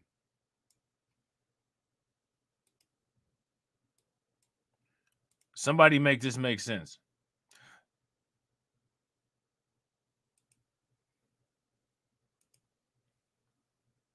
Like, the way that the mainstream media titles a lot of this stuff and comes with these wild narratives is just crazy. You gotta ask the question, like, how stupid do they think that we are? It's almost a slap in the face, for real, for real. Over the past year and a half, more than 35,000 new arrivals have been welcomed here in Chicago from the southern border. This morning, the heads of various departments involved in the migrant mission met at City Hall to streamline next steps. Casey Cronus is live with the latest. Casey. Don and Scott, that meeting was called by the Committee of Immigrant and Refugee Rights. They are the two topics that got the most attention were living conditions for migrants and the need for work permits. During a hearing at City Hall, migrants share their desire to get to work and get to work fast. We are very grateful to Chicago, but we want you to hear from us that we need work permits. So far, officials say only 1,031 new arrivals have been granted work permits, a process they are trying to speed up. The goal really of these clinics is to centralize the process. Shout out to Mike TV. Mike TV said, if it was black folks, we would be criminal degenerates with mugshots on full display. Facts. They'd be doing a psychological evaluation of our families and everything else. With them, it's they did this to get a job. FOH. And we all know what FOH means. Facts. Absolutely. If you guys agree with Mike TV, give me a thumbs up. If you guys disagree with Mike, give me a thumbs down. I agree 100%. That's big facts. This is a process that takes upwards of 9 months. We're trying to get it down to 30 to 60 days. The city says it's also streamlining how migrants can report concerns regarding facilities, security, staff, and more. Some unhappy with the food they've been served at city shelters. The food is no good, and we don't eat it. Not us, not the Ecuadorian people, not the Haitian people. It ends up in the trash. Meanwhile, at 26th and Pulaski in Little Village, it's been 3 weeks since the first state-run shelter opened. Their new arrival, Kainer Hernandez, says things seem to be running smoothly. He was interviewed by security when he got there, then was issued one of these badges that identifies who he is. We are called in. Yo, real quick, ladies and gentlemen, shout out to everybody that's watching. We got 51 people watching. And if one of the moderators can put the link to Undocumented, the channel, in the chat. If you guys aren't subscribed to Undocumented, we only need 25 more subs over there to get to 500, which is extremely important.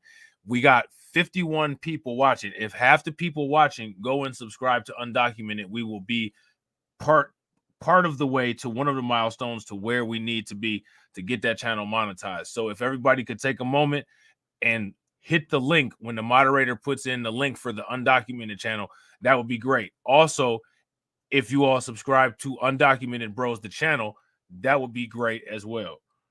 Groups to the kitchen based on the color on the back of our badges. We eat at an assigned time, and the food has been good. The state is running this site with help from Catholic Charities and New Life Centers. The workers treat us well. They are very nice. They've invited us to go to church.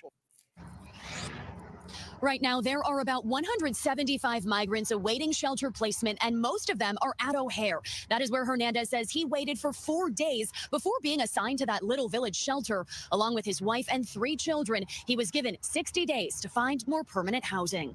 Reporting live from the city's landing zone, Casey Cronus, Fox 32, Chicago. Man, that's wild, man. That's wild. So, yo, let me ask you guys this. How many of y'all want a midnight stream, a late night stream? Y'all know what? Shout out to Mark H. Mark H said, "What do FOH mean?" You know, y'all know what FOH mean.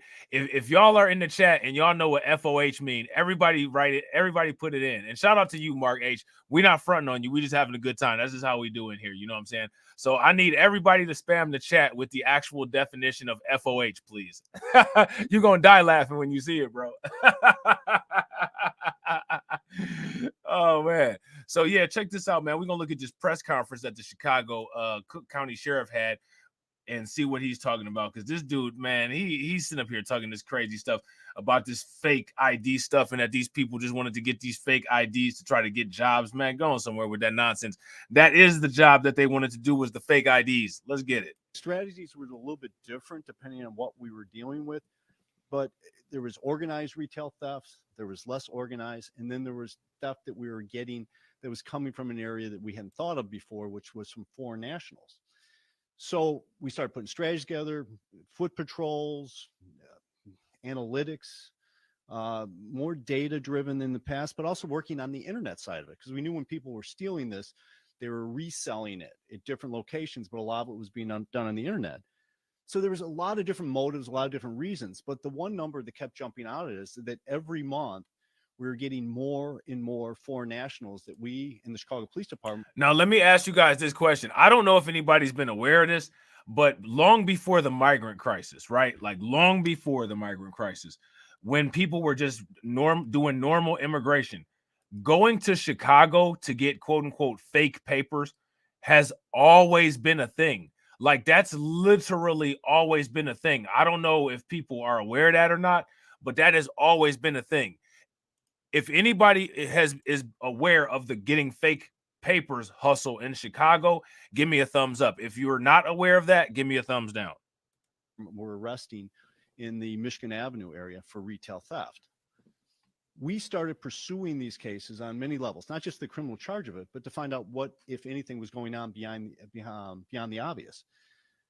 What we found was that in many cases, I'm not talking one or two, in many cases, upon interviewing the individual that we took into custody, they told us almost identical stories, that they were being either told to steal things to get money, or specifically directed to steal specific things, all of which were then taken back to individuals where they were then being able to either buy or trade for Social Security numbers, cards, or American permanent residency cards. And this story we were getting over and over again. So we did an undercover operation as a result of that. We got nothing. Let me know if that's too fast, guys. Okay, let me know if that's too fast. Real quick, shout out to my man Patrick Tyler, I'm sorry, with the 199 super chat. Make sure you guys show him some love. Throw some radiation emoji in the chat, some flames in the chat for him. Fake documents got to come back invalid. So what job? Exactly. Like, this is crazy. These fake documents will only work somewhere where you don't have to put this information into a computer. And even if you don't have to put it into a computer, in a lot of cases, they have printouts of what needs to be matched up on the documents. So they'll even still be able to check it against a printer. And these things are not going to come out. So make it make sense. Enough information to direct us where this was going on. We then worked on this thing for a couple of weeks, and then we started buying some of these phony cards ourselves. At the conclusion of that, we executed a search warrant, and during the course of it, this is what we got.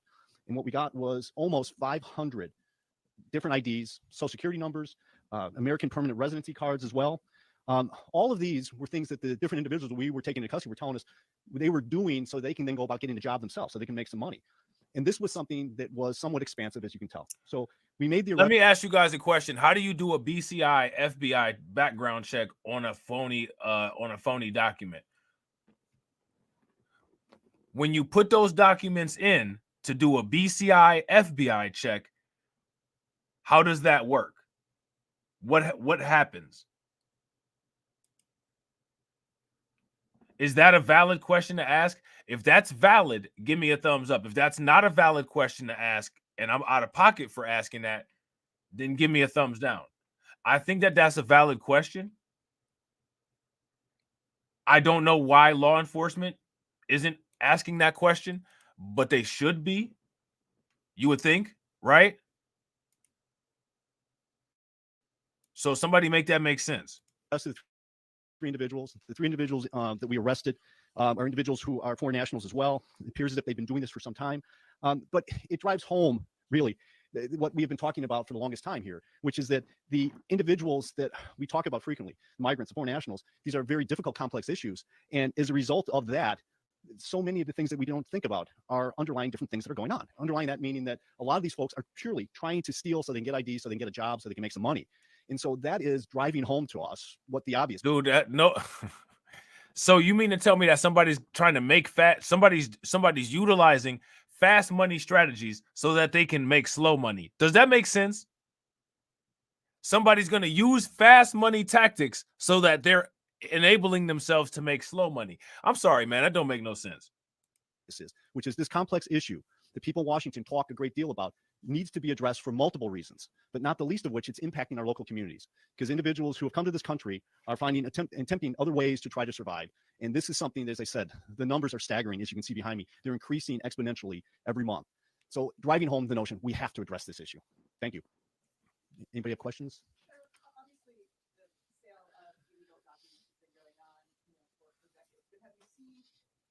All right, so let me see. Is he just answering questions here? Or? You can see from the chart that we had up here, and we can flip it to you. It just has been exponentially growing over and over and over until it's really started peaking. But we'd seen this going on for a while, and we're on pace this month right now to break last month's record as well.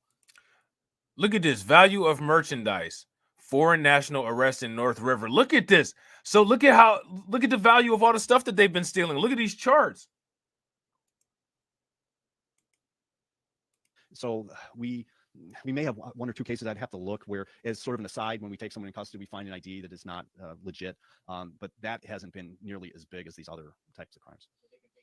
Okay, so yeah, he's still taking questions, and I don't like to watch the question parts with these things, because with the question parts, usually with the question parts, usually these people's microphones are not sounding good, so it kind of really messes up the flow of the the video. All right, so let me see. Hold on real quick.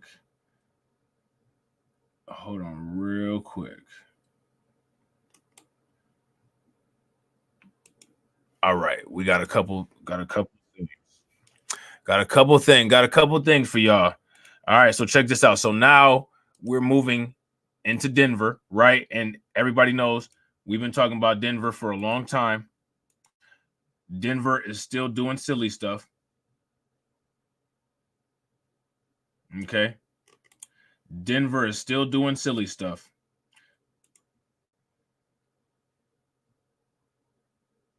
All right. Denver is going to destroy itself. They're going to destroy themselves, and you're going to see why. Okay. Let me see. Hold on real quick. I'm going to just move this over here. My bad, y'all. I'm sitting up here talking to myself. Let me see. Hold on. Let me just organize this real quick. Okay. Yep. We good. We are good, ladies and gentlemen. Sorry about that minor delay. Let's get it. Check this out, right? This is what's going to end up happening to every single school system when the migrant crisis actually begins to break down the resources. What you see in Denver going on is what's going to happen If you guys feel that these teachers are trained to deal with this kind of situation, give me a thumbs up. If you guys don't feel that these teachers are trained to deal with this kind of situation, give me a thumbs down. How many of you all knew that teachers had to deal with this? Kids coming in from these other countries, they don't know how to hold pencils, they don't know how to read, they don't know how to speak English, and on top of it, they're not coming in providing any resources. So the teachers are teaching in classes that are double the size with half the resources. Like, make it make sense. Funny, man, but like some people, I hate to say this, it's gonna sound really bad, but some people just don't have enough common sense where they can be allowed to to make their own decisions. I hate saying that. That sounds terrible, right? Because those are the sentiments that create abuses of power and dictatorships. However, you can see kind of how those things begin to develop when you just look out and you see so many people up talking their own demise. You can see how some people would look at this situation and say, some people just should not be allowed free reign. Would you guys agree? If you guys agree, give me a thumbs up. If you guys disagree, give me a thumbs down. It's sad to say that, but people do that to themselves by the things that they say and do. Well, I choose to get involved by making YouTube videos about it. Whether that's the type of involvement that any of these people think is, involvement that works, it is what it is. You know what I'm saying? My way of getting involved is doing YouTube videos. You know what I'm saying? So let's check out some more of what's going on. Think about this, man. These people that pay taxes for their kids to go to these schools, their kids are getting less of the education than what their tax dollars are paying for. And basically, the kids that are making it less quality because they're coming in with deficits that are not being compensated for by tax dollars are taking away from what is being paid for by the tax-paying kids' parents. Like, make it make sense. The news, though, now at 5:46, public schools all across the country are trying to keep up with the flood of new migrants. Some Denver public school teachers are stretched thin. Fox News multimedia reporter Kennedy Hayes is live in Denver tonight. And Kennedy, how many new students are there? Well, Anthony and Caroline, Denver Public Schools tells me they're welcoming at least 200 new students a week. And one teacher says over the last 5 years, her class size has more than doubled. A lot of our kids that we're getting, our migrant students, are fleeing Venezuela, I believe. All right, so now, again, you guys see the evidence here. They literally just copy and paste all of the same news. Isn't that wild how they do that? Like, it's wild that the news media literally just copies and pastes. Like, make it make sense. Isn't that crazy?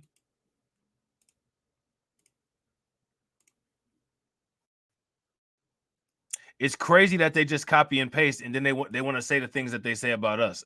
You know what I'm saying? Independent journalists and, YouTube content creators and stuff like that. Like, it's wild. Eyes. Voices. Inside Bryant Webster, I want everybody going to letter A in your workbooks. Alex Nelson's fourth grade class starts on subtraction. We have 3,601 minus 589. What's in the ones place? But this year, what do we need? Their school has been more focused on addition, particularly migrant children. The vast majority of them are coming from Venezuela. Their stories are remarkable. Principal Brian Clark says throughout the year, the number of new students. So again, I want you guys to make sure that we're all clear on this. Despite what the mainstream media says, where are these people saying that the majority of the migrants are coming from? Let me know in the comment section. Has actually multiplied. So when we first came, it was really exciting to see like, oh, we have like 20, we have 30 new students.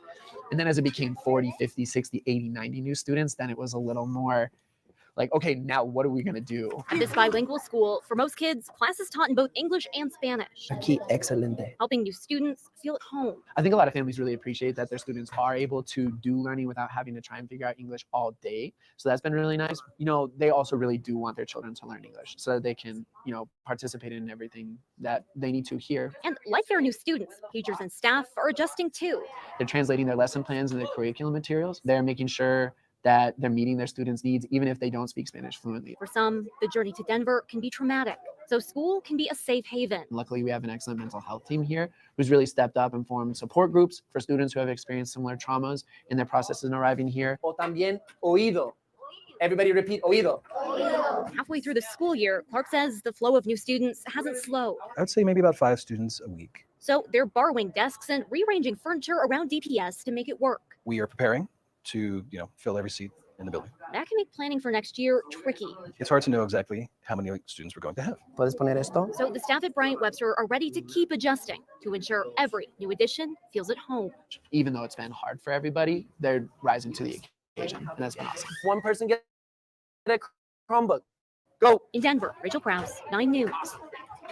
DPS is still hiring new teachers and staff to try and meet the needs presented by the new. So again, they're putting stress and strain on all of the they're putting stress and strain on every aspect of the education system, including needing more staff. Needing more staff. And let me ask you guys a question. When they get more staff and when they get more supplies, who's going to be footing the bill? Is it going to be the migrants footing the bill? They're going to be paying taxes to do any of this? Like, make it make sense. Denver Mayor Mike Johnson is asking for help from neighboring cities to assist in the response to the number of migrants coming into our state. Denver is currently sheltering more than 4,000 migrants, spend more than $40 million, supporting nearly 38,000 migrants total. Karen Morfitt, your reporter in Jefferson County, and Karen, Lakewood City Council members are formally agreeing to start the discussion on how the city can help, directing the city manager and team to meet with Denver officials as quickly as possible. That's right, Brian. And they are, council members say they want to hear from the public as well, but they say that the way that Denver is handling this, the way that Denver is moving, it's going to be over for Denver. Would you guys agree? If you guys agree, give me a thumbs up. If you guys disagree, give me a thumbs down. The way that Denver is handling this is going to be over for Denver. They're going to burn out all the gas in the tank. Then they're going to be running on fumes. Then everything's going to stop and shut down. Simply a first step, and they want to be clear that no proposed action is on the table at this time. They simply want to understand what the need is in Denver. The city of Denver is calling on its neighbors for help with the ongoing migrant crisis. Lakewood City Council members are answering that call. Being a good neighbor in Lakewood does mean doing right by folks who are coming just in desperate circumstances, fleeing persecution. In one of their first meetings of the new year, council members approved a motion to have city staff discuss support needs with Denver officials as quickly as possible. Frankly, I think it's the absolute bare minimum that we can take. It's initiating, it's directing staff to have a conversation. The city's online comment board, Lakewood Speaks, was flooded with support ahead of the council's discussion. Karen Morgan, who runs an online blog called The Lakewood Informer, shared that information to her site and the urgency conveyed by council. You're lucky to get a motion through. This not only came through, that was one strange thing, it has an immediately scheduled date. The city manager was given 35 days to have the meeting with Denver and identify next steps, information that will be shared with council and the rest of the community next month. How can we help best? What is that? And we are cutting people out of having that. They're already, listen, man, as far as Denver goes, you guys have seen all of the videos and live streams and reports that I've shown about Denver. Denver is already at the point where they can barely handle any of this. They can barely handle this. You know what I'm saying? They can barely handle this, and they're still trying to, we're just going to be, we're just going to help. We're just going to do everything. We're just going to help you guys out. Seriously? How? With what? How are they going to do it? Somebody make it make sense. How are they going to do it? And real quick, guys, shout out to you guys. I appreciate you.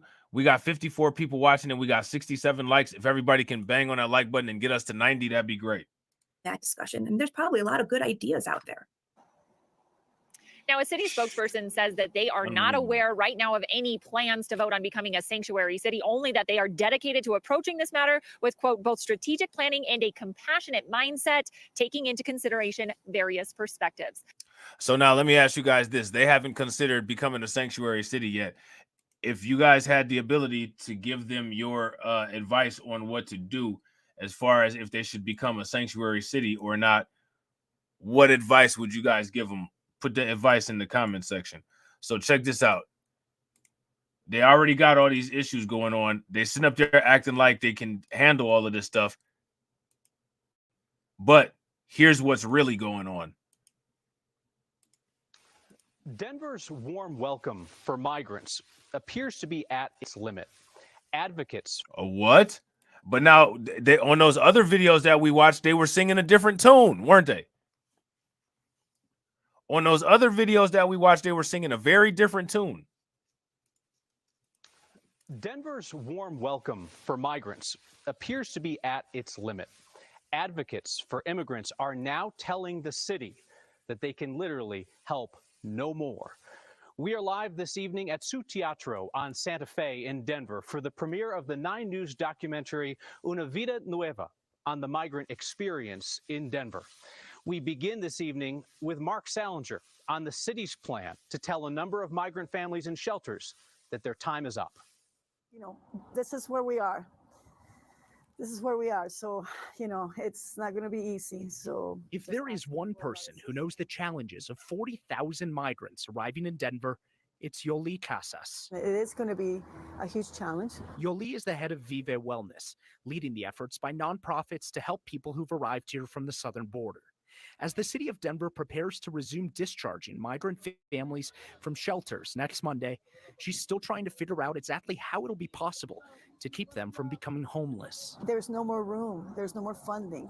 Something has to be done. And to the point where I even requested myself that we close Denver. 150 people will be discharged from the shelters on Monday, and more will follow every day. Yoli says there are 743 families that currently need housing. Some of those could become homeless by Monday. The first day, we have 22 families that we don't know what to do. They're like, you know, we don't know where to go. In November, the city paused discharging families from shelters. Now there's no money and no room. Yoli, one of the biggest advocates for no money and no room. So now let me ask you guys this. All of these other cities that are going to be taking these migrants in, like Detroit and all of this, why would they do this after they saw what this did to Denver?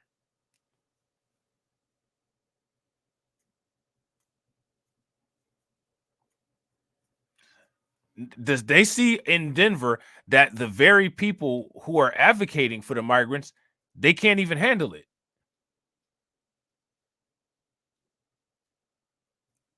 They think they're going to be able to do it better?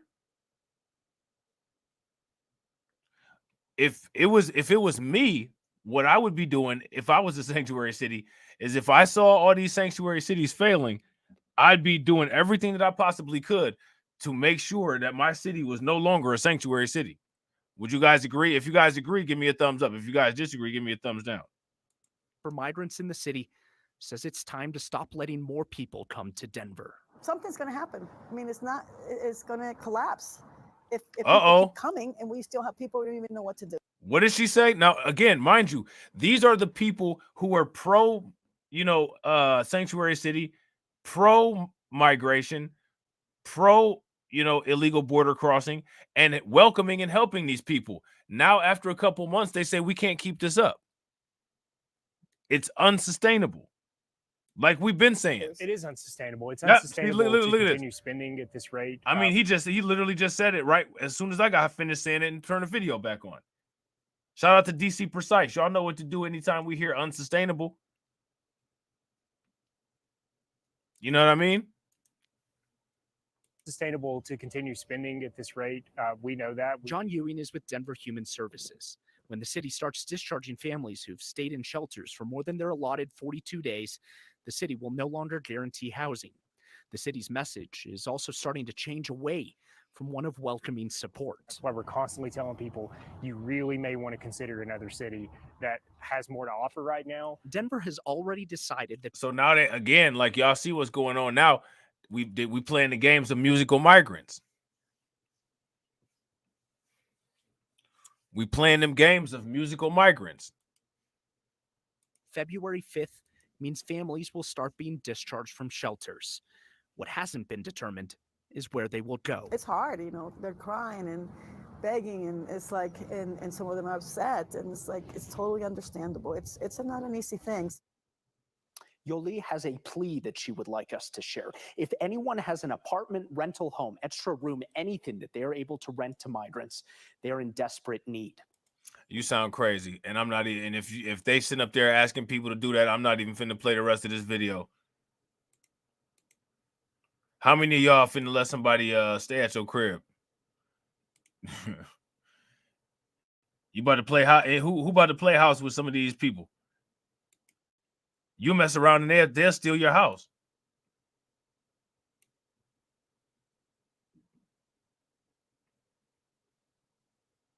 Now check this out. How many people heard about this situation with this Israeli diplomat? If you guys heard about this Israeli diplomat situation, give me a thumbs up.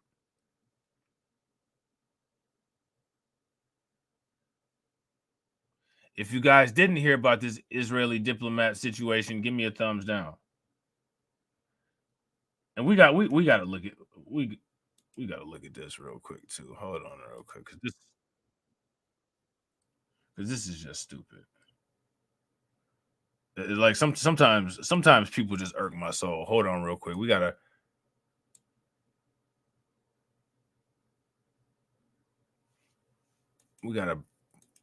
put this over here.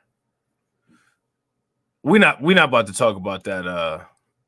We're not about to talk about that Israeli dude right now.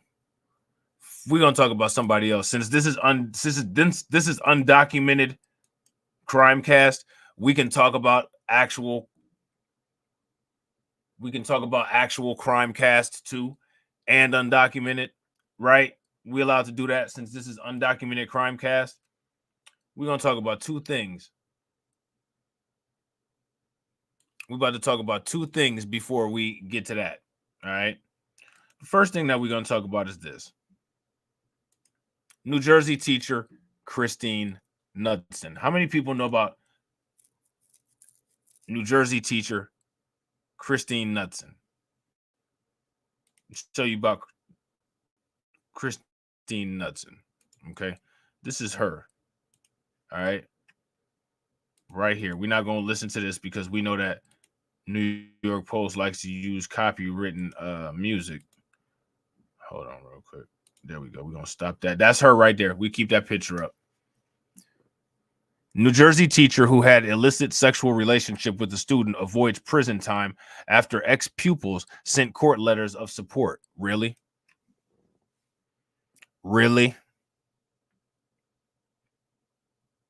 That's all it takes?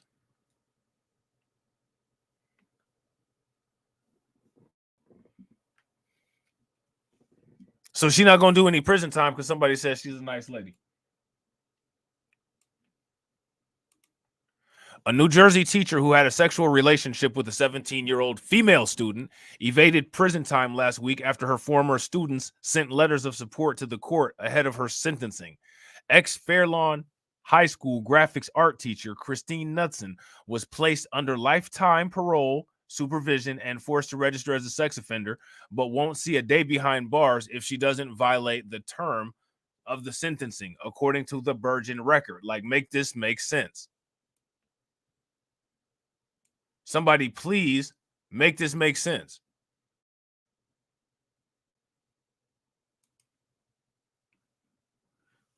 Have you ever seen this before? If you guys have ever seen something like this before, give me a thumbs up. If you guys haven't, give me a thumbs down. How does that work?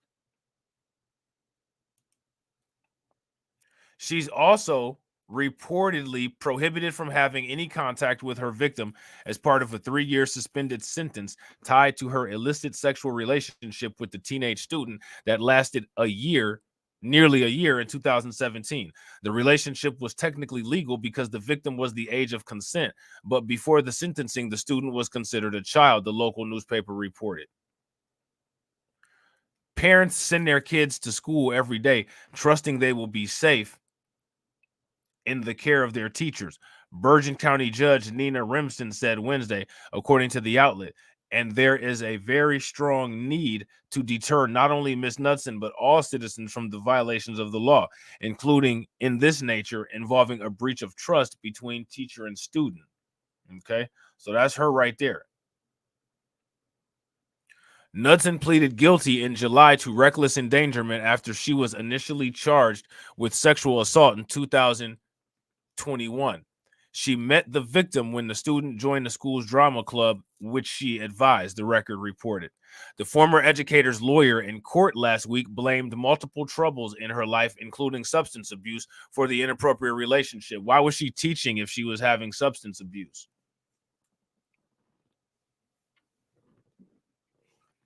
Why was she teaching if she had substance abuse issues?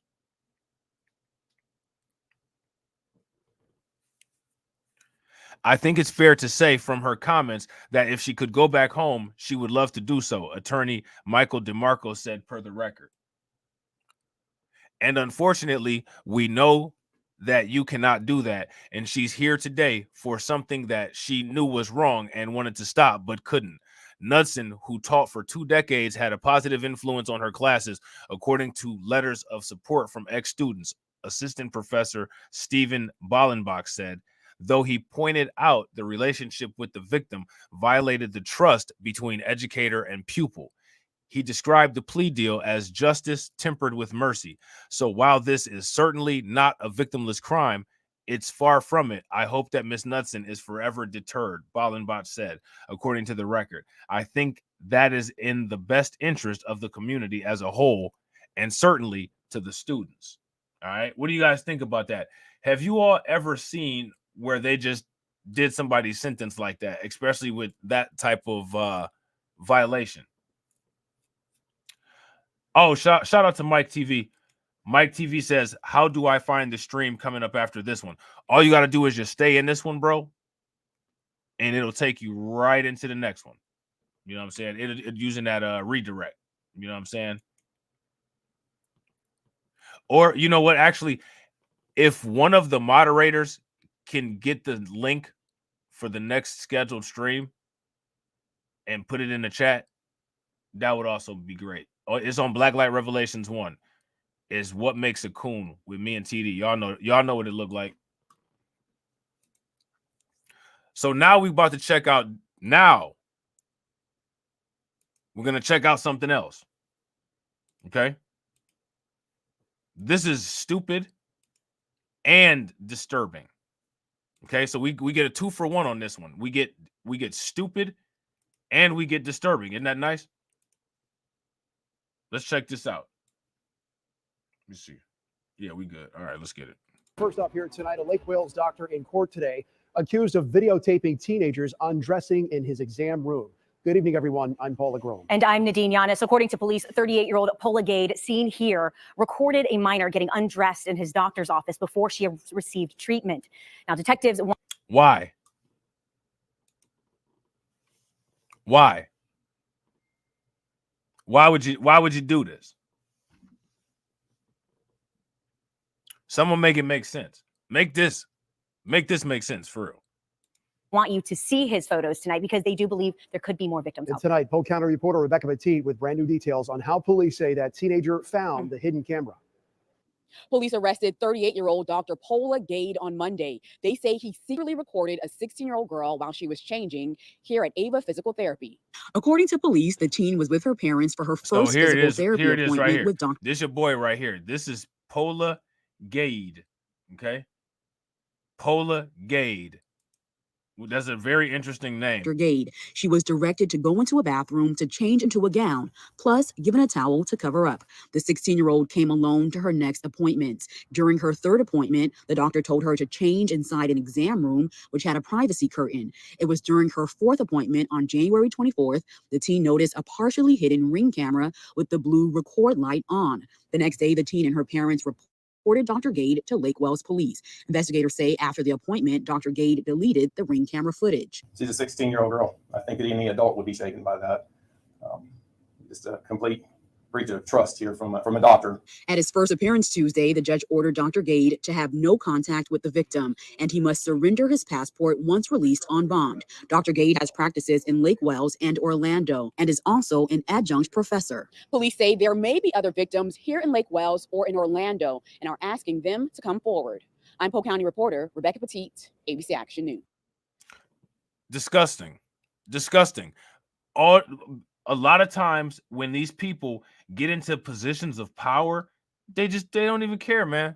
You know what I'm saying? They don't even care. They just turn around, take the position of power and abuse it. You know what I'm saying? It's crazy. I don't know if y'all was aware, but there was a doctor in Miami, I want to say like 2 years ago. He was a veterinarian, and this dude was messing around with the dogs that he was supposed to be taking care of. I'm dead serious. Y'all can look that up. It was in the Miami Herald. Ridiculous. Okay, Christy, thank you. Off the top at 6 tonight, a wild story that you'll only see on Local 10 News. A teenager under arrest accused of running over a police officer. The officer's injuries were so bad that he had to be... You guys see that? So now this kid right here ran over a police officer. So the LAWZ took 2 L's. The LAWZ took 2 L's. This kid right here, which he's probably not a kid, they just called him a kid on the news, ran over the police. Yeah, bro. Look up that story. It was in the Washington Herald. I might have to do a throwback live stream on it. Like, ridiculous. rushed to the hospital. And tonight, we've learned that the teen suspect is the son of a very important man. Let's get right over Local 10's Rosh Lowe live in Sunny Isles Beach with this exclusive. Rosh. Tonight, we have a lot for you on a very interesting story. We'll begin here. The teen of a diplomat from Israel to the United States has been arrested in Sunny Isles Beach for running over a police officer. Tonight, we have photos of all the injuries. And in addition, hey, what's up with all these people that's not from the United States beating up the police officers? Y'all notice that?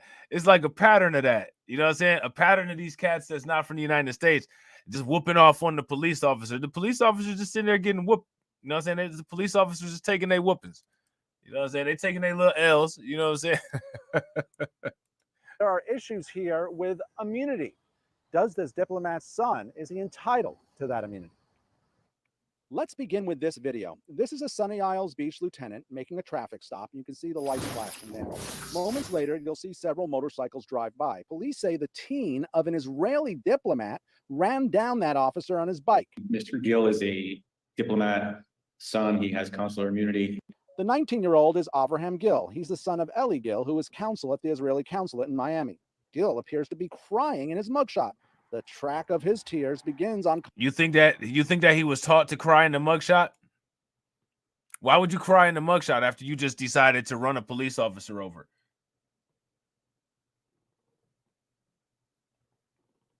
Look at that.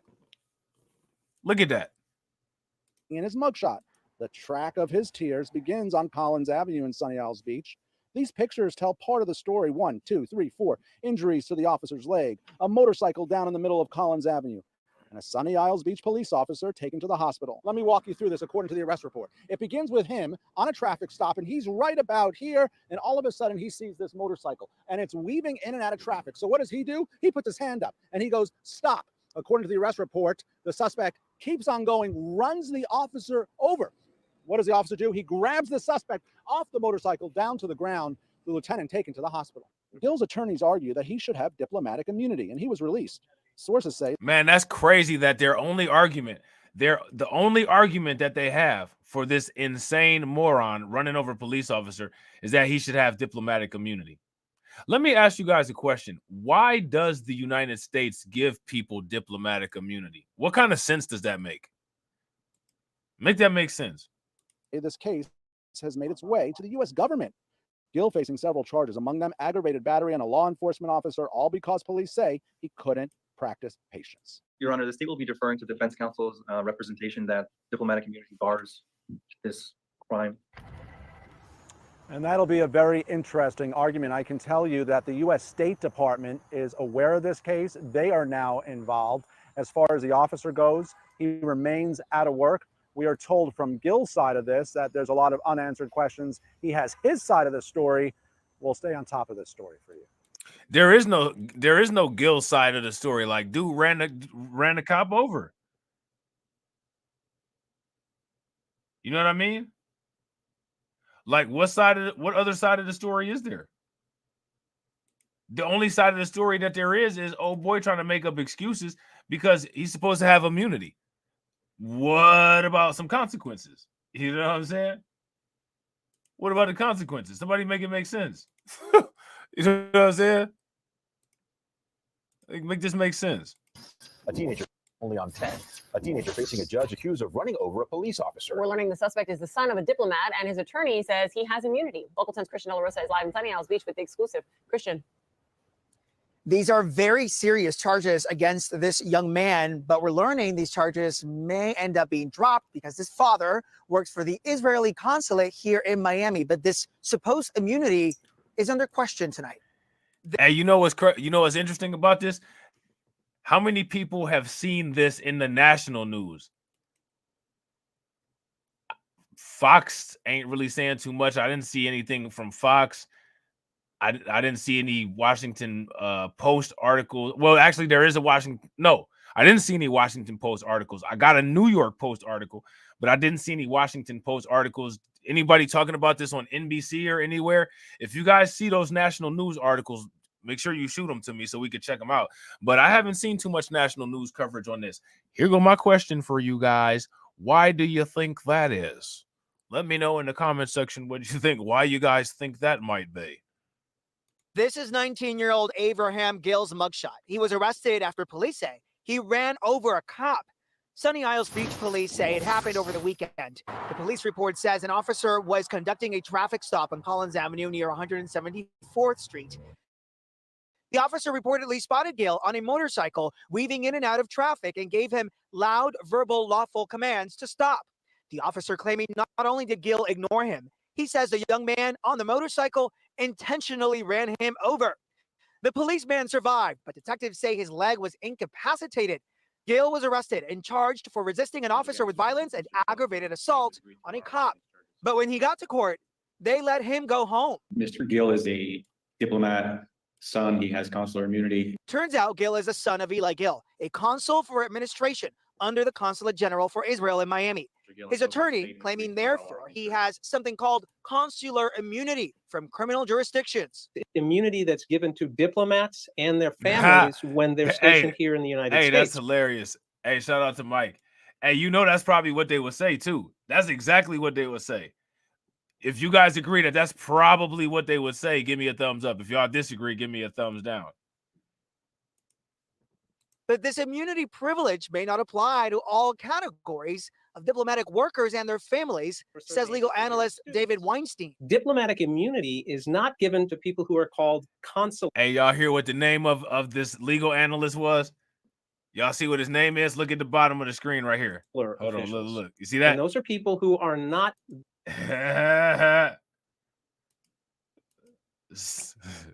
People who are called. Hold on real quick. Of diplomatic workers and their families, says legal analyst David Weinstein. Diplomatic immunity is not given to people who are called consular officials. And those are people who are not the head diplomatic agent of a foreign country here in the United States. So there is a distinction. So we've been reaching out to the Israeli consulate here in Miami for their reaction and to ask them directly if they believe this consular immunity applies in this case. So far, their comment has been no comment. Live in Sunny Isles Beach, I'm Christian De La Rosa, Local 10 News. Is anybody surprised? Is anybody surprised that their comment has been no comment?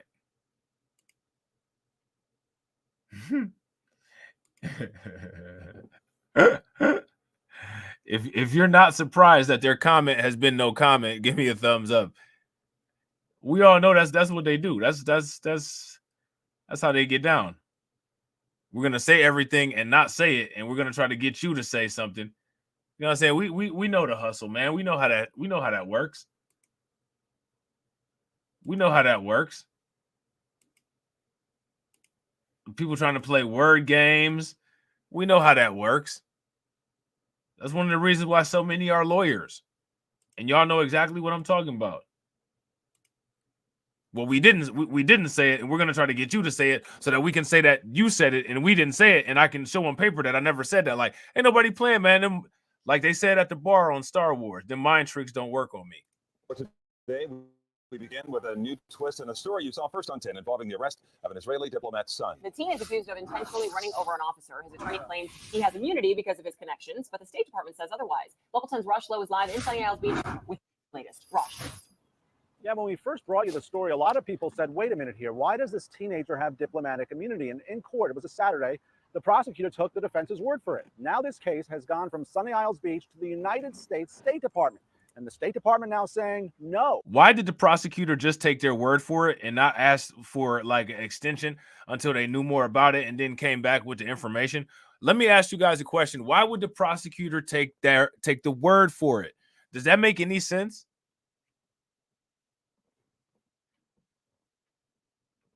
Since when do prosecutors, I'm going to just take your word for it. Since when do the prosecutors do that? Here, why does this teenager have diplomatic immunity? And in court, it was a Saturday, the prosecutor took the defense's word for it. Now this case has gone from Sunny Isles Beach to the United States State Department. And the State Department now saying, no, this teen does not have immunity. Just had a motorcycle car run me over. I got one subject in custody. That is the breathless voice of Sunny Isles Beach Lieutenant Ruben Zamora moments after he was run over, say police, by 19-year-old Abraham Gill. And that's where this story begins. The state will be deferring to defense counsel's representation that diplomatic immunity bars this crime. In simple words, Gill was let out of jail without paying a penny because his defense made an argument that diplomatic immunity applies because his dad is counsel for the Israeli consulate. But here's the curveball. The United States State Department has now got involved and said the opposite. They say diplomatic immunity does not apply in this case. Gill has had several run-ins with cops. On Wednesday, we brought you the story out of Miami Shores where cops say he fled from them. And then on another occasion, they pulled him over for traffic violations and... One of your parents is a diplomat? Yeah. For what country? Israel. Would you like me to call him? So now the question is, what happens with his current case of aggravated battery and a law enforcement officer? His defense tells Local 10 they are confident he will be exonerated. The Miami-Dade State Attorney's Office... You could tell this dude is spoiled, rotten, and he's never had any consequences in his life. And I bet you this clown is one of those disgusting, spoiled, rotten pieces of trash that's extra disrespectful to his parents. Yeah, exactly. Shout out to Black Knight Discussions. Facts. Black Knight Discussion says, I bet this dude is at home doing the Peter Griffin dance talking about can't touch me. Facts. And sounding like Peter Griffin, too. It says, quote, the defense counsel's representation was relied upon, and the defendant was released on his own recognizance. After receiving confirmation from the State Department, Office of Foreign Missions, that neither the defendant nor his father have diplomatic immunity, we are proceeding as usual with our investigation. Mr. Gill remains charged, and the case is still open.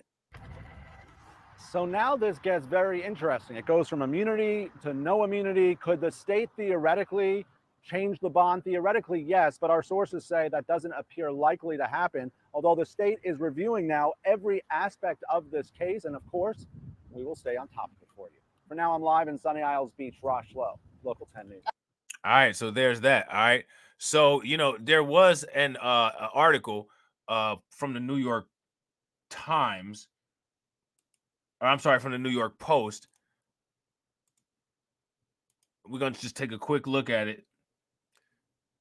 All right. Israeli diplomat son denied immunity after running into cop with motorcycle because he hated waiting in traffic. So, you know, this dude was that was it. That's why he did it, because he hated waiting in traffic.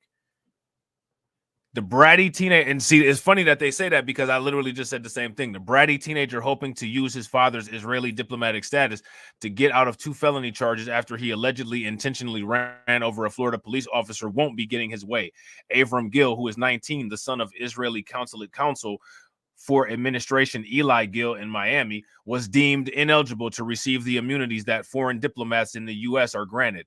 The department is aware of the incident. We can confirm that as the dependent of an Israeli consular officer, the concerned individual is not entitled to civil or criminal immunity, the U.S. State Department said in a statement obtained by NBC Miami. Gill was arrested on January 27th when he was weaving in and out of cars aboard his motorcycle in Sunny Isles Beach when a police lieutenant performing a traffic stop saw the teen and ordered him to stop. The traffic-hating motorcyclist, not listening to the commands, allegedly continued to ride towards the officer and intentionally ran him over just after 3:30 p.m. on Collins Avenue. Look at him crying. Look at him crying. Look at that. Gill told officers that he was weaving through the vehicles because he hates waiting behind traffic, according to the Miami New Times, citing a police report. Look at him. Look at him. Look at that. His parents never told him that you ugly when you cry, and if you cry like that, your face gonna stay like that. Somebody should have told him. Somebody should have told him. The officer sustained an incapacitating injury to his left leg, but grabbed Gill off his bike and brought him to the ground. According to the outlet, I didn't know nothing about this. Look at this. Breakfast Club star DJ Envy addresses the false rumors that co-host Jess Hilarious was out before she even made her debut. Oh, man, I didn't know nothing about Jess Hilarious on the Breakfast Club. Did y'all know anything about that? I didn't know nothing about that. Shout out to my man Greets asking the right questions. You know what I'm saying? Off rip. Facts. Salute to you, bro. Greets asked the question, why didn't the cops clap him? Facts. Because if it was a black person who was unarmed running the opposite direction, they would have clapped him in the back and then made every excuse of why they should have done it. Do you guys notice how it's like they just don't know what to do when it comes to dealing with other people? It's interesting. It's almost like they have a protocol to specifically deal with us, shoot to kill. But when it comes to dealing with the other people, it's touch them as softly and coddle them as they can. So now here it says during a bond hearing on Sunday, Gill's lawyers argued that the teen's charges should be dropped as they claim Miami-Dade law doesn't apply to him because he had consular immunity. Gill had been charged with aggravated battery on a law enforcement officer and resisting an officer with violence. Both are felonies. Okay. Gill's attorneys blasted the Sunny Isle Beach police for failing to recognize the teen as a family member of a consulate member. How would they recognize him? How would anybody know? How would anybody know? It is critical for a law enforcement officer to identify quickly and accurately the status of any person identifying themselves as part of a diplomatic attachment, which Mr. Gill did several times during per procedure, David Seltzer said in a statement obtained by WPLG.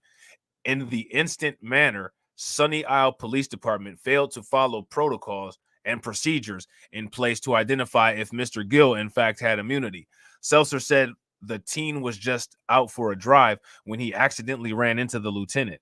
As can be seen from the video moments before the incident, Mr. Gill was simply driving and had no intention to hit the police officer. There is no evidence to the contrary, Seltzer said.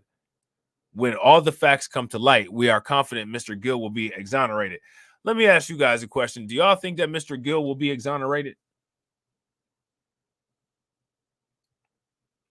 I don't think that Mr. Gill is going to be exonerated, nor do I think that Mr. Gill should be exonerated.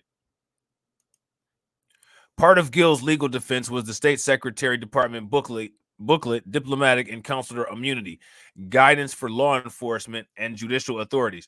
Family members forming part of the household of a diplomatic agent enjoy precisely the same privileges and immunities as do sponsoring diplomatic agents. The State Department's guidance reads, among the privileges the agents receive is complete immunity from the criminal jurisdiction of the host country's courts, and they can't be prosecuted no matter the offense unless the immunity is waived by the sending state. The teen, who resides in Aventura, was pictured crying during his mugshot last weekend before release from custody. So the fact that this grown adult man was such a chump that he started crying, this literally shows you that this dude has been literally coddled like an infant by his family through to his adult life, and he's just incapable of doing anything without whining like a spoiled, rotten baby. Would you guys agree? Defense counsel representation was relied upon, and the defendant was released on his own recognizance. A Miami-Dade attorney's office spokesperson said, according to Local 10, after receiving confirmation from the State Department Office of Foreign Missions that neither the defendant nor his father have diplomatic immunity, we are proceeding as usual with our investigation. Mr. Gill remains charged, and the case is still open, ladies and gentlemen. The case is still open. So now, what do y'all think is about to happen to this dude? What do y'all think is about to happen to this dude? I got a feeling that this story, as outraged as they're trying to act like they are, this story is just going to magically drop off of the radar. If you guys have ever heard of the saying, quote unquote, quietly go away, I think that this story is going to quietly go away. If you guys agree, give me a thumbs up. If you guys disagree, give me a thumbs down. Ladies and gentlemen, make sure that you guys leave lots of comments after the stream. If you haven't smashed that like button, make sure you guys take a moment, smash that like button. All right, don't move a muscle. This stream will take you into the next stream, which will be me and TD on BLR1 with some great content for y'all. I'm not going to tell y'all what it is, but we're going to have fun with this one, all right? Shout out to the stream sponsors. Shout out to the green team. Shout out to the like enforcers. Shout out to the bot enforcers. Shout out to the ducket enforcers. I appreciate y'all. Shout out to Katsy. Membership for 16 months. Please show all these people some love. Shout out to AB Promotions. Member for 4 months. Definitely appreciate it, bro. Shout out to Mike TV for being a ducket enforcer with the $10 super chat. Shout out to my man AB for being a ducket enforcer with the $1.99 super chat. Shout out to Mike TV for being a double ducket enforcer with the doubling down on the $10 super chat. And shout out to Patrick Tyler for being a ducket enforcer. Shout out to the bot enforcers. Shout out to the whole chat. Hopefully we see you in a half an hour. And as always, ladies and gentlemen, walk up in the life. Yeah, I'm really him. Talking my life. I'm really him. Hold up. Look, walking this bitch life. Hey. Yeah, I'm really him. Talking my life. Hey. I'm really him. Don't believe me? Come and see me. Got 3 wishes from my genie. Now I'm on your local TV. Y'all on tour. Got demons. Say she wanna come and see me when I'm in a local city. I'm like, pause though. Please step aside so they can see me. And I walk up in this life. Yeah, I'm really him. Talking my like. I'm really him. On God. Walk up in this life. Yeah, I'm really him. Talking my like. I'm really him. I'm the realest from my city. That's on my knee. That's on Kiwi. That's on mamas. Niggas don't believe me. Come and see me. I been dodging all that face. All these niggas working broke, but I been getting paid. All that know me from the street. Flexing for what feature? That's like every other week. Talk behind my back. I kick my feet up, have a seat. Cause at the end of the day, all these watching me as I walk up in this life. Yeah, I'm really him. Talking my like. I'm really him. On God. Walk up in this life. Yeah, I'm really him. Talking my like. I'm really him. On God. Walk up in this life. Yeah, I'm really him. Talking my like. I'm really him. Hold up. Look, walking this life. Hey. Yeah, I'm really him. Talking my like. Hey. I'm really him. Hold up.